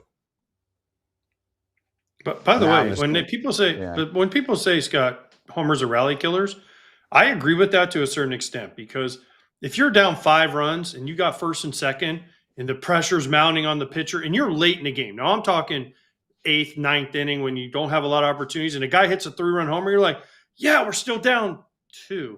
Oh, crap, we still down 2. Like yes, everyone gets all hyped and excited. Oh, we hit a home run, but you still are down 2. Whereas if, let's say that guy hits a double and then you just more and the pressure just keeps mounting and mounting, there are times when home runs can be rally killers, and it also gives the pitcher a chance. Oh, the guy's trotting around the bases. Whew, we're still winning. I used to tell guys that, like, we'd have innings and we'd be up 5 or 6, and we'd give up 2 or 3, and the pitcher would come in and be all like, poor me. I'm like, hey, by the way, we're still winning. So everybody cheer up. It's okay to give up runs. Just don't give up the winning run. That's the biggest thing. That's it. Every time we talk about a team like Milwaukee, or we're going to talk about the Rays in a moment, I'm now just going to have it burned in my head. Go get Skubal. Give the number 1 dog if he comes back healthy. You just dream about one of those scenarios. Go for it. Okay, next up, because AJ loves this, and perfect. Our next guest, not yet, but Aaron Ashby on the show will talk about this topic. We barely ever cover it, AJ. Jacob Degrom's 100th win yesterday for the Rangers in a 2-1 victory. Wins don't matter. Who cares? It's a cool number, though. All right, anyway, moving on. Oh, it's a cool number. Listen, it's cool, but one of the big debates is Jacob Degrom a Hall of Famer. He's got 100 wins. 100. Not even okay, we get to 200. I'm sorry, but 100 wins, it's cool for him. But there's a long list of guys that has 100 wins. Not as dominant as Jacob Degrom, but there's a long list of guys that got 100 wins. Did you watch, what was it, the one year where he freaking, I don't even know if he got double-digit wins and he had like a 2 ERA and the Mets never scored for him? I mean, that stuff does happen. Or they would score and then the bullpen would blow it in the 9th. Anyway, Michael McGreevy, who was matching up against him, took a screenshot of the pitching matchup in the morning. He said, I try not to worry about what the other pitcher does, but I mean, it's hard not to think like, dang, that's DeGrom. I appreciate that candor. Kratz, him pointing out how big of a deal it was to face DeGrom. And it's not like he got shelled. He pitched well. His team just couldn't crack DeGrom and the bullpen. Look at McGreevy's age. DeGrom's 36. McGreevy's watched this guy. Maybe DeGrom's 37. 38. Might be. He looks so young. But, like, he watched this guy. Yes, he's still, as Todd says, a beast. But there is, like, the Hall of Fame discussion, I get it. It's got to be there, but it would be, in my opinion, it would be Hall of Fame changing in the sense of like what Hall of Famers have been in the past compared to what they are now. Mm-hmm. Hey, well, we're about to talk a lot more about wins. Our next guest is ready. So, Better Than Box Scores was presented by an important cause here. It's Simon's Heart and Babe Ruth League Inc. And as you can see here, if you're a Babe Ruth League player, coach, or parent, you can win exclusive signed merchandise from Foul Territory and other prizes from Simon's Heart. Yes, you can see CPR training there. Just visit justaball.org to learn how to enter for a chance to win. There it is, QR code on the screen.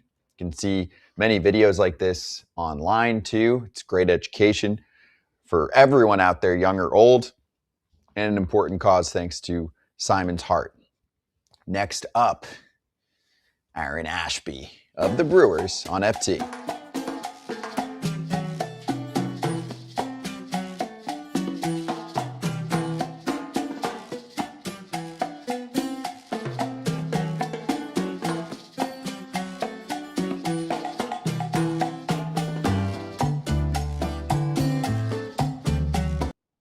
All right, we'll show this tweet. There's trends we're trying to follow and ride the wave on the internet. Name an athlete you wish had a fully healthy career. And this account, Hawkham, said you can't say Derrick Rose. We're talking baseball, so who has one? Brian Taylor. Brian Taylor. You guys know who Brian Taylor is? Nope. Yeah, first overall pick, Yankees. Hurt his shoulder in a weird accident, weird thing, whatever you have to Google it. But he was supposed to be the left-handed, just a god, do 100 as a lefty. Didn't work out. Got hurt. Never really made it. It's Brian with an E if people are looking it up. I just found that. First overall, 1991. Mm-hmm. I'll go a little bit higher. Giancarlo Stanton. If he doesn't get hurt, what kind of home run numbers out of a prolific home run hit already? He's gonna get 500 in his career.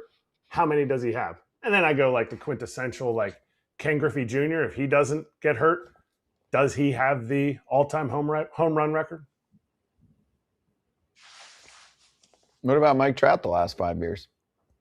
His career's not done yet. That's like saying Chris Sale. Like Chris Sale and Mike Trout kind of went through like injury time in the middle.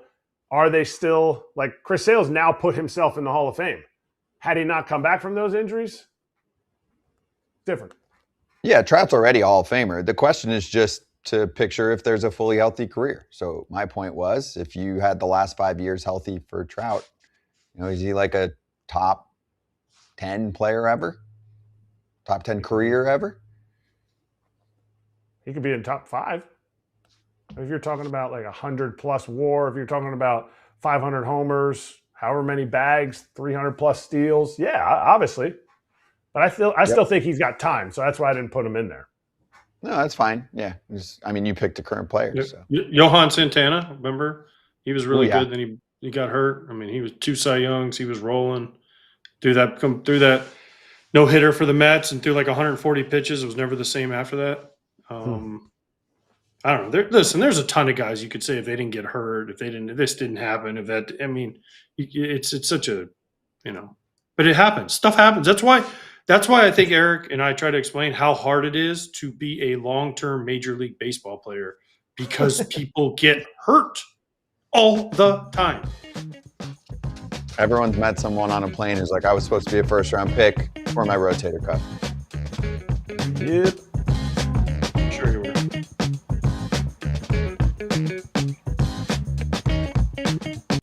Ball ripped into right center.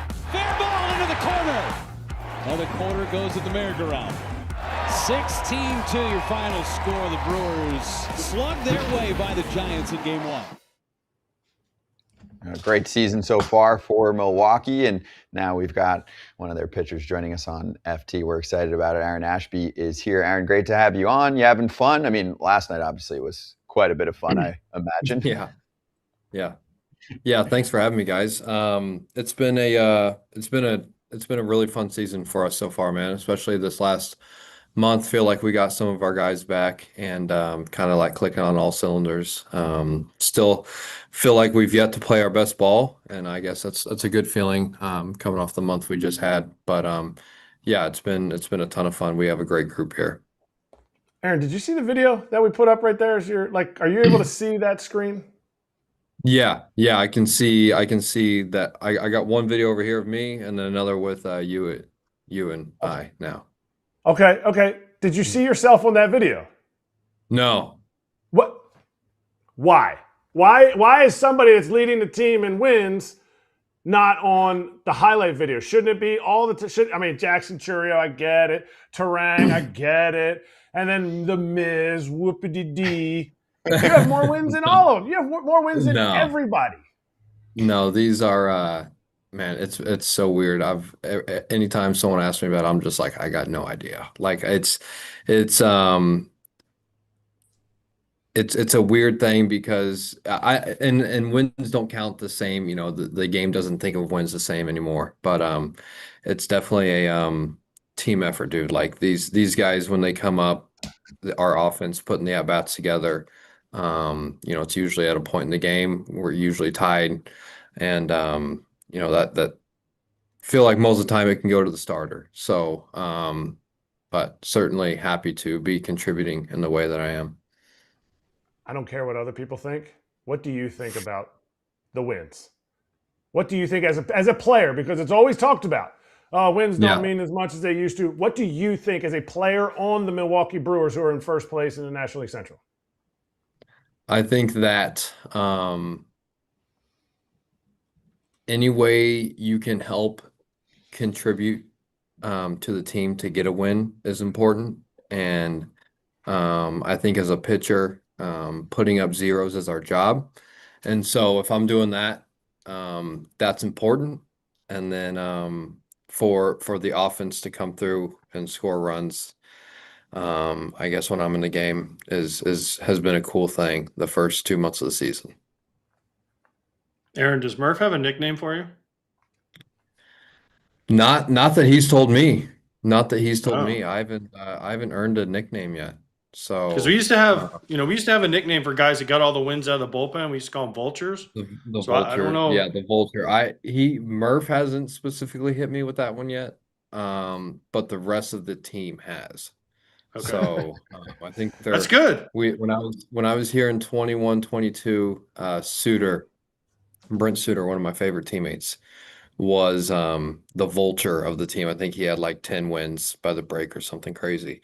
And or maybe it was in the year. And he every time he came in from getting a vulture win, he would they'd have a vulture statue in his locker.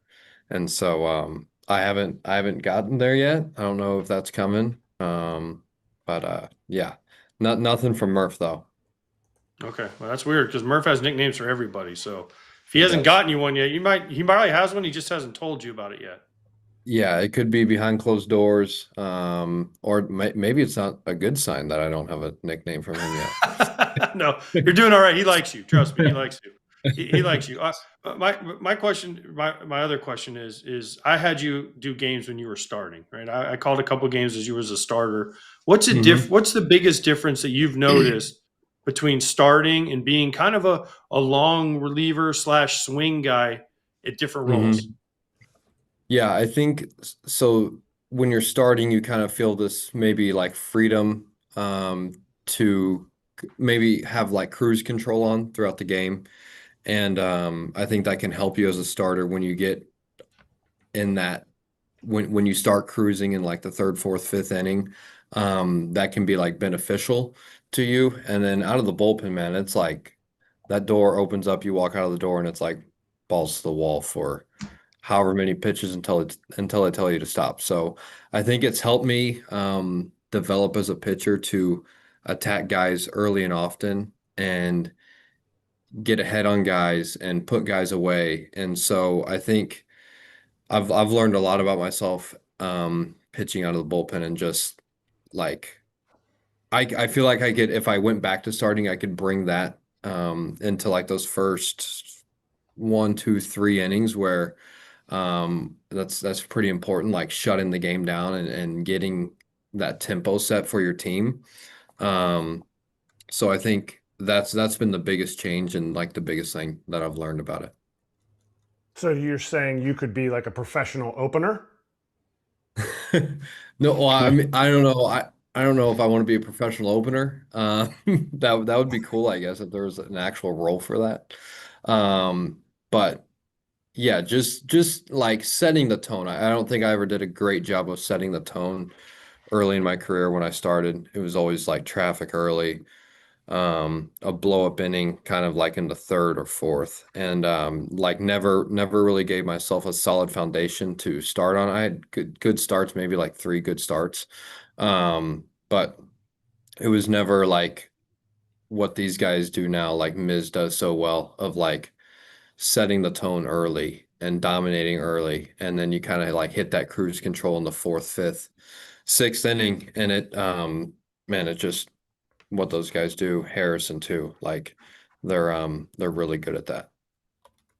But is that something you could have learned in the minor leagues, or was it you needed to face big league pitching to see that they're not chasing out of the zone and you're not just racking up your walks when you're a starter trying to like cruise through the first half of the game and you never even make it to the second half? Yeah, exactly. I think in the minor leagues, it's certainly easier to flip over a lineup 3 times. When you get up here, like guys make adjustments. If you dominate, first time through the order, it was second time through the order, they're making an adjustment to get you out of the game. And so, and I was just never great at making the counter adjustment to that. And so I think I've learned that coming out of the bullpen now of like dominating guys. And then I rarely see a lineup 2 times through, but I feel like my mindset has changed on just attacking hitters and getting after it, and kind of the confidence and whatever comes with experience and being in the big leagues for the last couple of years. You mentioned somebody that was my very first bullpen I caught when I got traded over to the Brewers in 2018. And this man was sweating the entire bullpen, throwing 82 to 84 miles an hour, pulling sweat from his armpits. Right here. And now, right here. Yep, so I'm talking about Suitor B. Yep, he gets right in there. I mean, ball's hit over the fence, and he gets right in there, and he's sweating. He's sweating. But anyway, he got thrown out of his first game ever. Did you see him get thrown out? No. Okay. So if you read the tweet here, I'll read it for you. But Fred Suter on his first ejection, not the coolest way to get ejected, but one of the funnier ways to get ejected. He stood out there. It was the standoff at the anthem, and the umpire threw him out. Now, one, oh my gosh, do you think Suter deserved to be thrown out? And two, yes. Is this kind of a tired thing that maybe he's tired? It's tired. Yeah. I'm out on it. I don't know. It's it's like a playful thing. To me, it's like playful eyewash. I don't know. It's if I were pitching, if I were the starting pitcher and one of my guys is like out there jacking around on the line with another guy on the other team, I feel like I'm about to go to war, and you guys are like playing this little game. I mean, listen, I've laughed at it before. I think it's funny, but I think if I were the starting pitcher and I'm like trying to get it, I'm about to go out there and compete. I'd be like, get off the line. Let's go. We're about to go. And so, I'm kind of out on it, but I get why guys think it's fun to do. Because it's Suter B, maybe you're like, I feel a little bit bad, but I love this. We're gonna clip it and we're gonna send it to him. I love that. we should send it to him. Suter B is one of my all-time favorite teammates. He's huge, like just teaching me kind of a way to be a pro, and he's a pro's pro, and he's the man. So love that guy. Is there something else that is what did you say? I wash shenanigans. I don't know what words you said, but is there something else in the game that's like that? That's eyewash? Or that like gets in, like just isn't, you're not for, but people are like, oh, it's so cool. I would say like celebrating. Pitchers, this is gonna be a hot topic, but pitchers celebrations, I think they're eyewash. Like all of them, or closers, or like the entrance music? Almost all of them. Anything. So you just want strikeout music. I think walkout music's fine. I've never been one to like celebrate I think you're just supposed to do your job. Your job's to put up a 0, and then I mean I get and I'm not like one of the guys that's like, oh, this is terrible. I'm just like, I don't know. I think it's eyewash.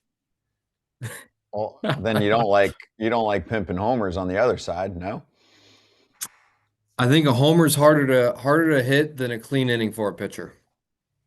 Okay. Huh. I think there becomes a time where you've gone like a bat flip, whatever. I think a lot of our guys actually do it in a really graceful way. Just like admire it and then kind of drop the bat or whatever. Like JB and Yelly, I think, have the best when they get one. Bryce too. Like just lean back. Locane used to do it.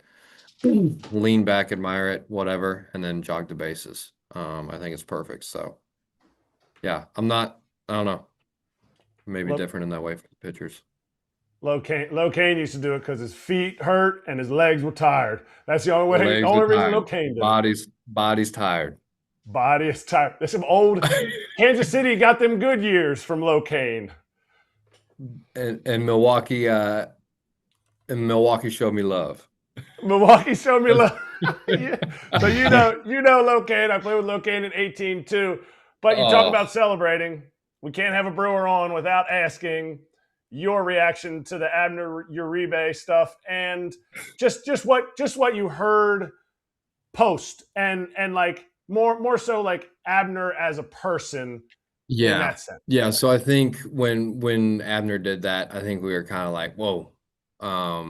There's something more behind that than what Abner usually does. And so obviously like he came out and apologized and he felt bad. We kind of talked to him about it, and like Abner's that guy that's just like full of energy, and another one of my like favorite teammates. Like he's ready every day, same guy every day. And so when that happened, it was just like he pitches with so much emotion. It's like you can understand where it came from. And so I think he learned from his mistake, and obviously hopefully it doesn't happen again.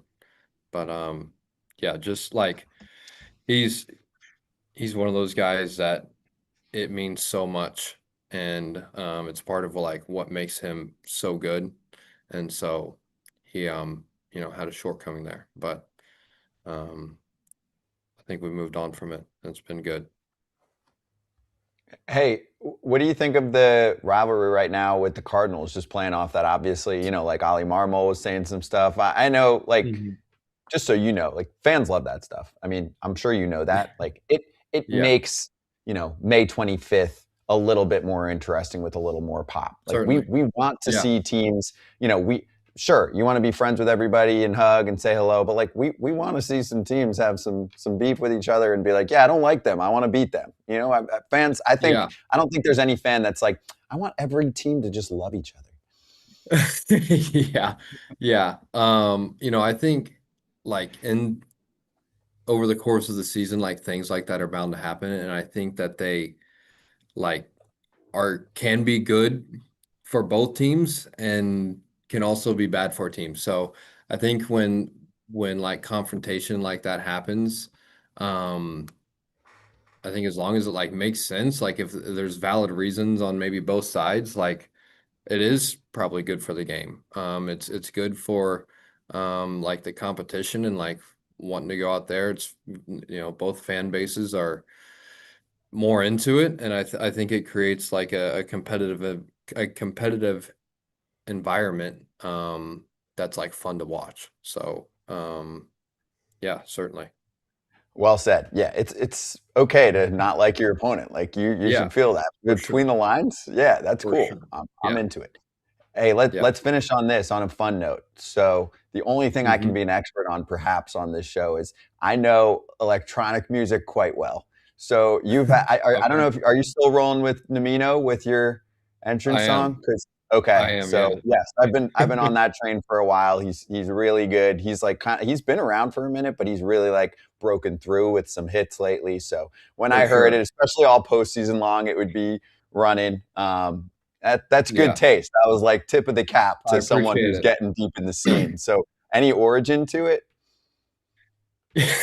Yeah. It was just so Sal and I, we work out together in the weight room before most games, and that's kind of the genre we go down to work out, like the 10-minute prime before the game.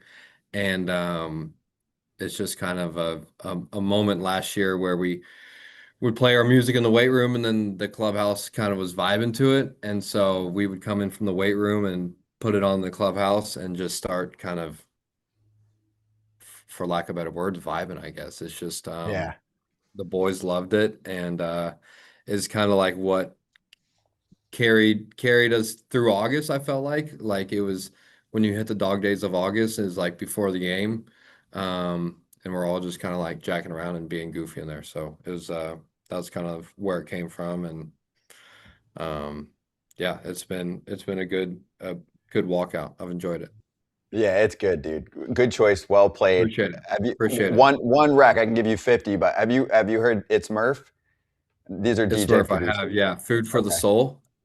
Yeah. And he's got a bunch of Yeah. rippers too. Thought Dive about in it. if you haven't gotten to some others It's for been the gym. brought up. Okay. There you go. Yeah. We can go an Yeah. hour on that on the side someday, but respect, sure. appreciate it. And there are many others that don't even know ball that have seen that and they're like, oh, this guy knows what's up. So you've got some Appreciate it. fans outside the sport. Yeah. Hey, well, good Appreciate talking to you, man. Really enjoyed the conversation. Hope you did too. And good luck Yeah, the rest of the way. absolutely. We'll catch you at some point later in the season. Awesome. Thank you, guys. Thanks for having me. Appreciate it. Thank you. Appreciate you. Talk soon.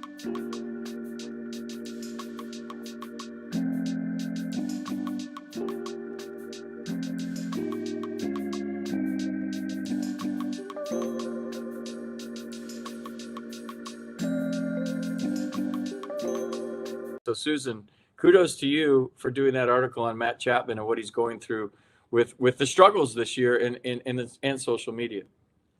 Well, I've known Matt Chapman forever. I've known him since the A's drafted him, and he's a tough kid. He's a very streaky player, so he's very mentally strong about stuff like that. But when you have people in your DMs threatening your family, saying things like, "I hope your family dies," that's really unacceptable. To me, the really heart tugging thing here is this happens to almost every player. Relievers, I think, get it the most. And I recall when Ryan Walker was a rookie, he was getting death threats, and he'd never dealt with anything like that. A lot of the older, I talked to Sam Henches yesterday, and I was kind of like, yeah, old hat, like happens every day, don't care. Like he said, he just laughs. It happens so often. That's wrong. You shouldn't get to the point where you get death threats and you just kind of laugh about it. It happens so often that MLB security doesn't look into it. Like it has to be like there have to be indications they know where you live, or that they're following you, or something like that. Just threats over the internet now are not something that they even look into because it happens so often. And all you have to do is look at the social media of major athletes anywhere in any sport around the world. As I'm a big Premier League fan. I've made you a Liverpool fan as I should. You look at their social media, it's even worse, and it's incredibly racist. Like it's turned so toxic, and it's so sad. But Matt Chapman, I know, you and I our social media gets to be a little bit messy when the team is playing poorly. People lash out, and I just don't. These guys care. Like that's the Chapman's, like the idea that we don't care. Nobody cares more than Matt Chapman, probably to his detriment. I think when he's going poorly, you can see it. It's max effort. It's too much effort. When he dials it back, he's better. The one thing he's coming around too.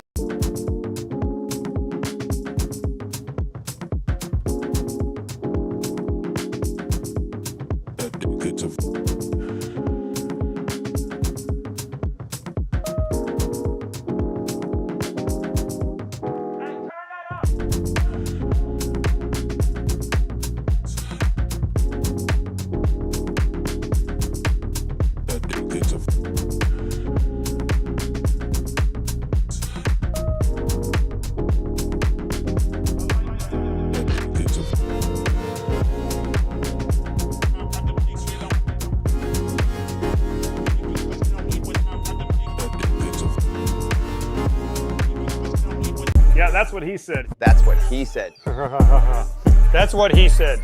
That's what he said. Hey, a few notable guests in the past week on FT. So let's start with Will Smith on Dodgers territory, talking about the ABS challenge system. Obviously, the ones that are for sure, strikes that they miss, you're going to challenge that. But I mean, even then, I'm usually pretty confident when I do it, and sometimes I'm still wrong. So it's, bigger situations, minute scoring position, obviously, 2 strike, 3 ball counts as well. Yeah, I think there's some pitches that are borderline that you can flip a coin, but you might be in favor of with certain pitchers. But yeah, just kind of feeling the situation out, feeling, sometimes the pitcher might need a strike. They're kind of struggling, and there might be a time to try to get them back in the zone by getting it called, reversed.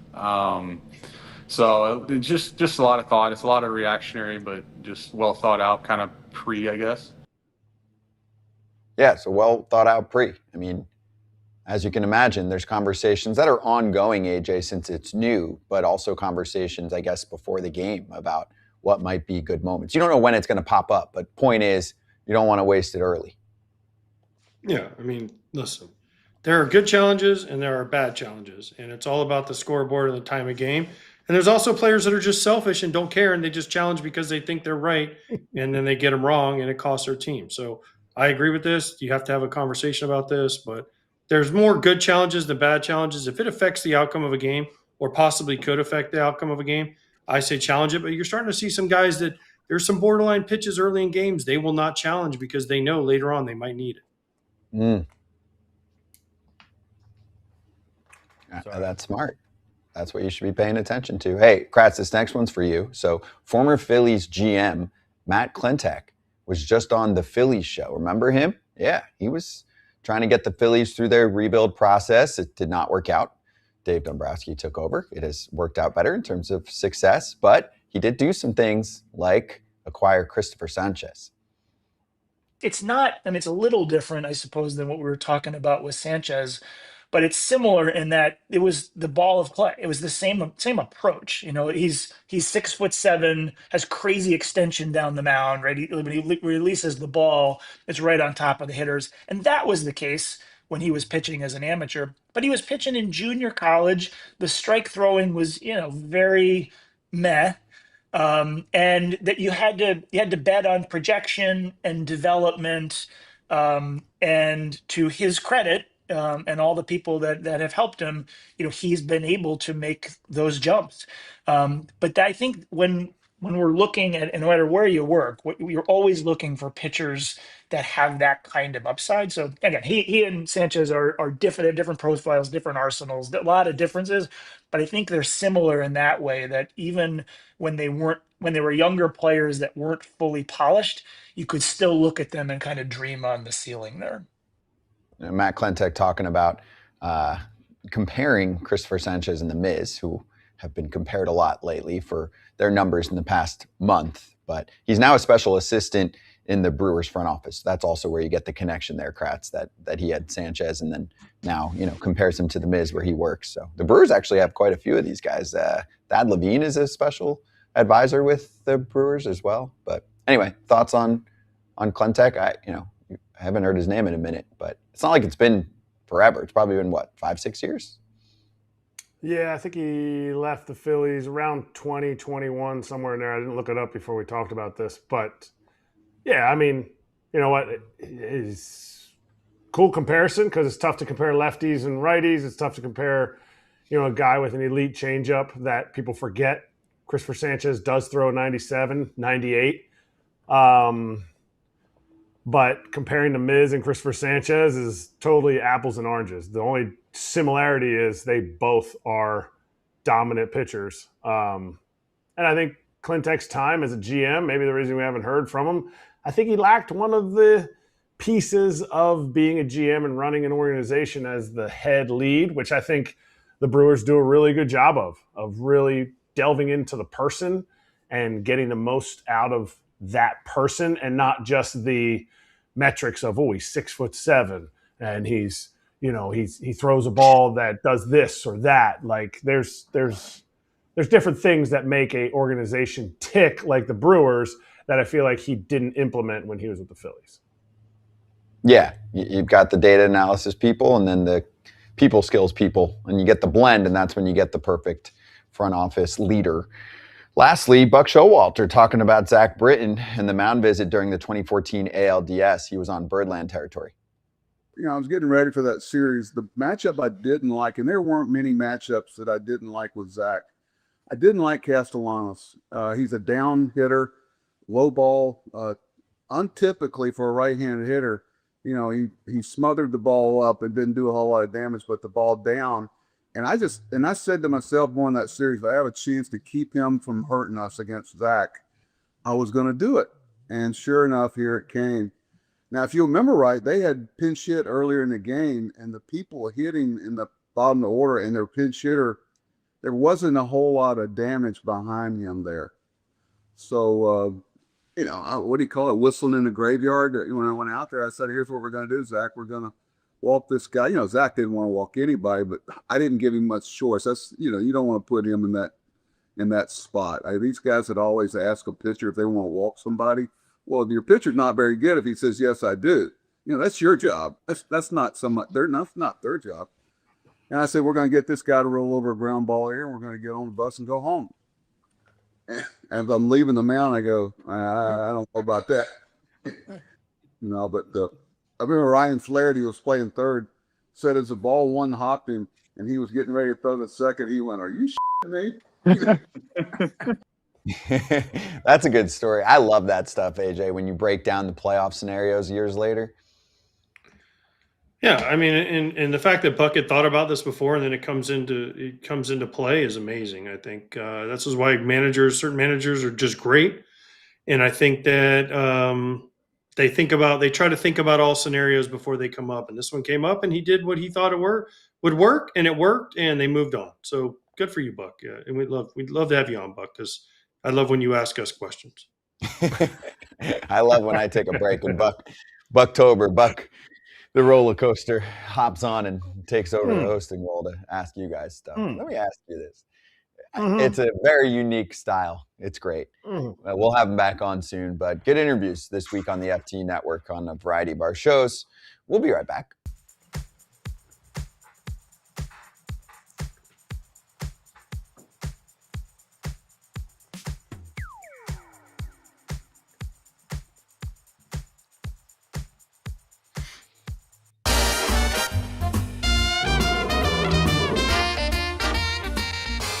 Let's run it. BetMGM Locks. Yesterday, Toddfather fell with the Rays. They almost came back, but lost 10-9 to the Tigers. Kerry Carpenter's back, looked good. Dingler with 2 homers. I got Texas by a run. It was tight. And then good for KP with his parlay. Soriano, K's, and Freeland on the earned runs. Quick look at money bags. A lot of green. We like it. It includes Kratz, KP. AJ's close. And let's get to our locks today. Running a parlay for us, Mr. Pierzynski? Of course, it's a big one. Rays, Tigers over 8.5. Marlins, Nationals over 9, because it always seems like that goes over. And then Schlittler 6+ strikeouts against the Guardians gets me to plus 432. Wow, that is a big one. That gets you into the positive if that hits. I'm feeling the love here. I'm up here with all the mass holes, so I'm feeling the love today.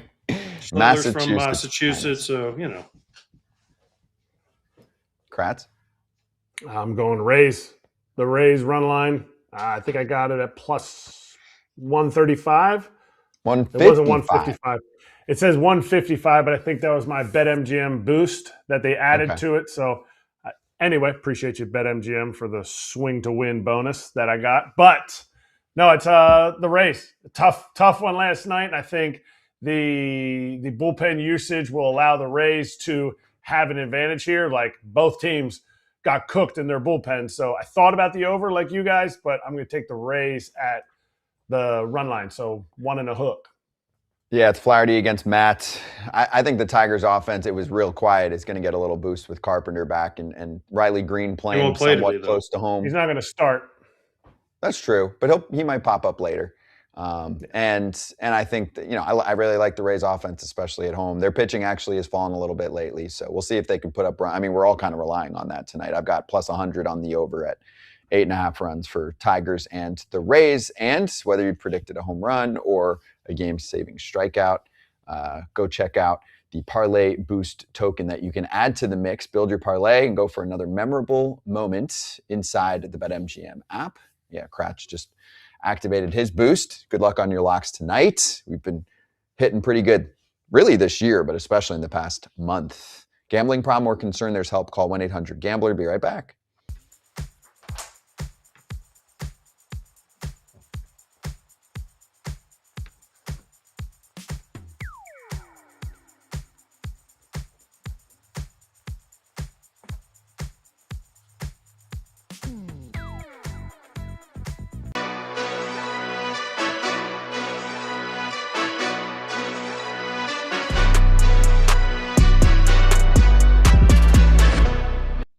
Let's slap and remember, we're staying on for a few minutes on YouTube before Baseball America's Hot Cheat Show goes over prospects and college baseball talk. Tomorrow, we have resident GM Jim Bowden, Pirates pitcher Braxton Ashcraft, and Red Sox outfielder Willie Abreu. Good guest list this week of players to chat with. Remember the other day we had a Red Sox Monasterio. He was great, AJ. I really enjoyed him. He was awesome. It was awesome to hear from a guy that he doesn't get to talk a whole lot. And he was confident in his answers, and he was fun. He was great. Yeah, Willie Abreu too. I mean, I haven't heard a ton of interviews with him, so I'm excited to get into his story a little bit. And then, yeah, for the few minutes we have, we'll do a little college ball talk in between here coming up online. And then also one story that I think is pretty cool from a former first-round pick that we'll document in the next couple minutes when we go online. Kratz, what do you got? You still rocking WBC? Well, still got some WBC stuff. I got my Nicaragua hat.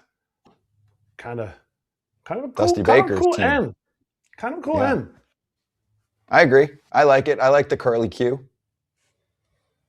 Got more. I got more. I still haven't dipped in Japan, Korea.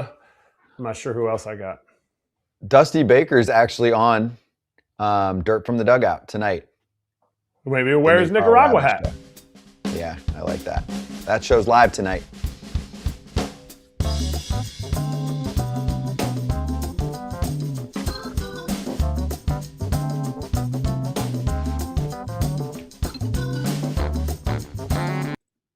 AJ, did you see Jordan Adams signing with SMU? I didn't realize how big of a deal he was because it was a while ago. In 2018, he was the number 3 wide receiver recruit in high school. He was being heavily recruited and he had committed to UNC. He opts to go to the major leagues, signs with the Angels, first round pick, $3 million, had a cup of coffee in the bigs. And up until a couple weeks ago, he was in the minor leagues. He was bouncing around organizations. And then he's like, I'm done. SMU is going to pay me as a 26-year-old wide receiver, basically playing pro ball in college. And did you see the 2 guys that were ranked ahead of him in 2018 and how the career has worked out nicely for them, including Jamar Chase? I did not, but I mean, hey, people have done this a lot. They've gone back, they try to play baseball, and they go back and play football. Just shows you what the tougher sport is. Right. Hey, if you can't make it in baseball, football's a good backup plan. So it was Chase in front of him, and then also, how do you say the wide receiver on the Lions? St. Brown, whatever. I don't know.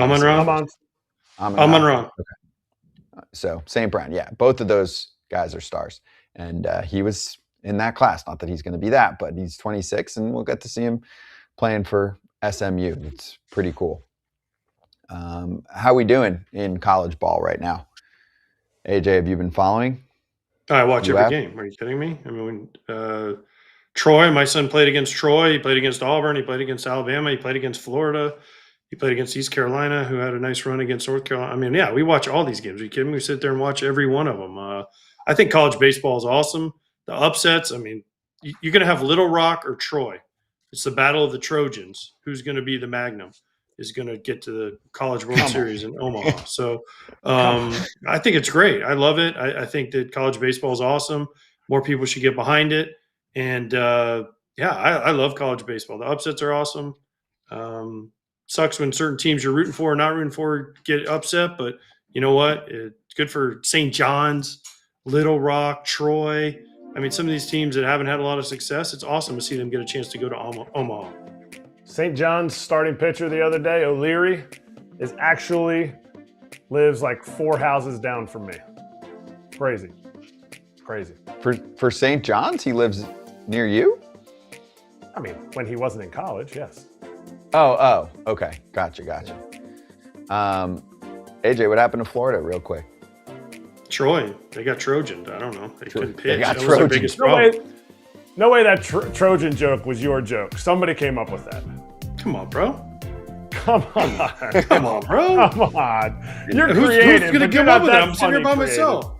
And by the Come way, what happened to Florida? The same thing happened to Florida State. They couldn't pitch. Actually, Florida State couldn't hit. Florida couldn't pitch. So I don't know. But I tell you what, my son goes to school in Alabama at UAB, and Alabama, Auburn, and Troy are all. I mean, the state of Alabama's got some good baseball happening right now. So get on board. They do. Hey, get on board with Hot Sheet. It's starting right now on the Baseball America YouTube channel for everything that we're talking about here. They're going to carry that there with Jacob Rudner and company. Enjoy. See you tomorrow.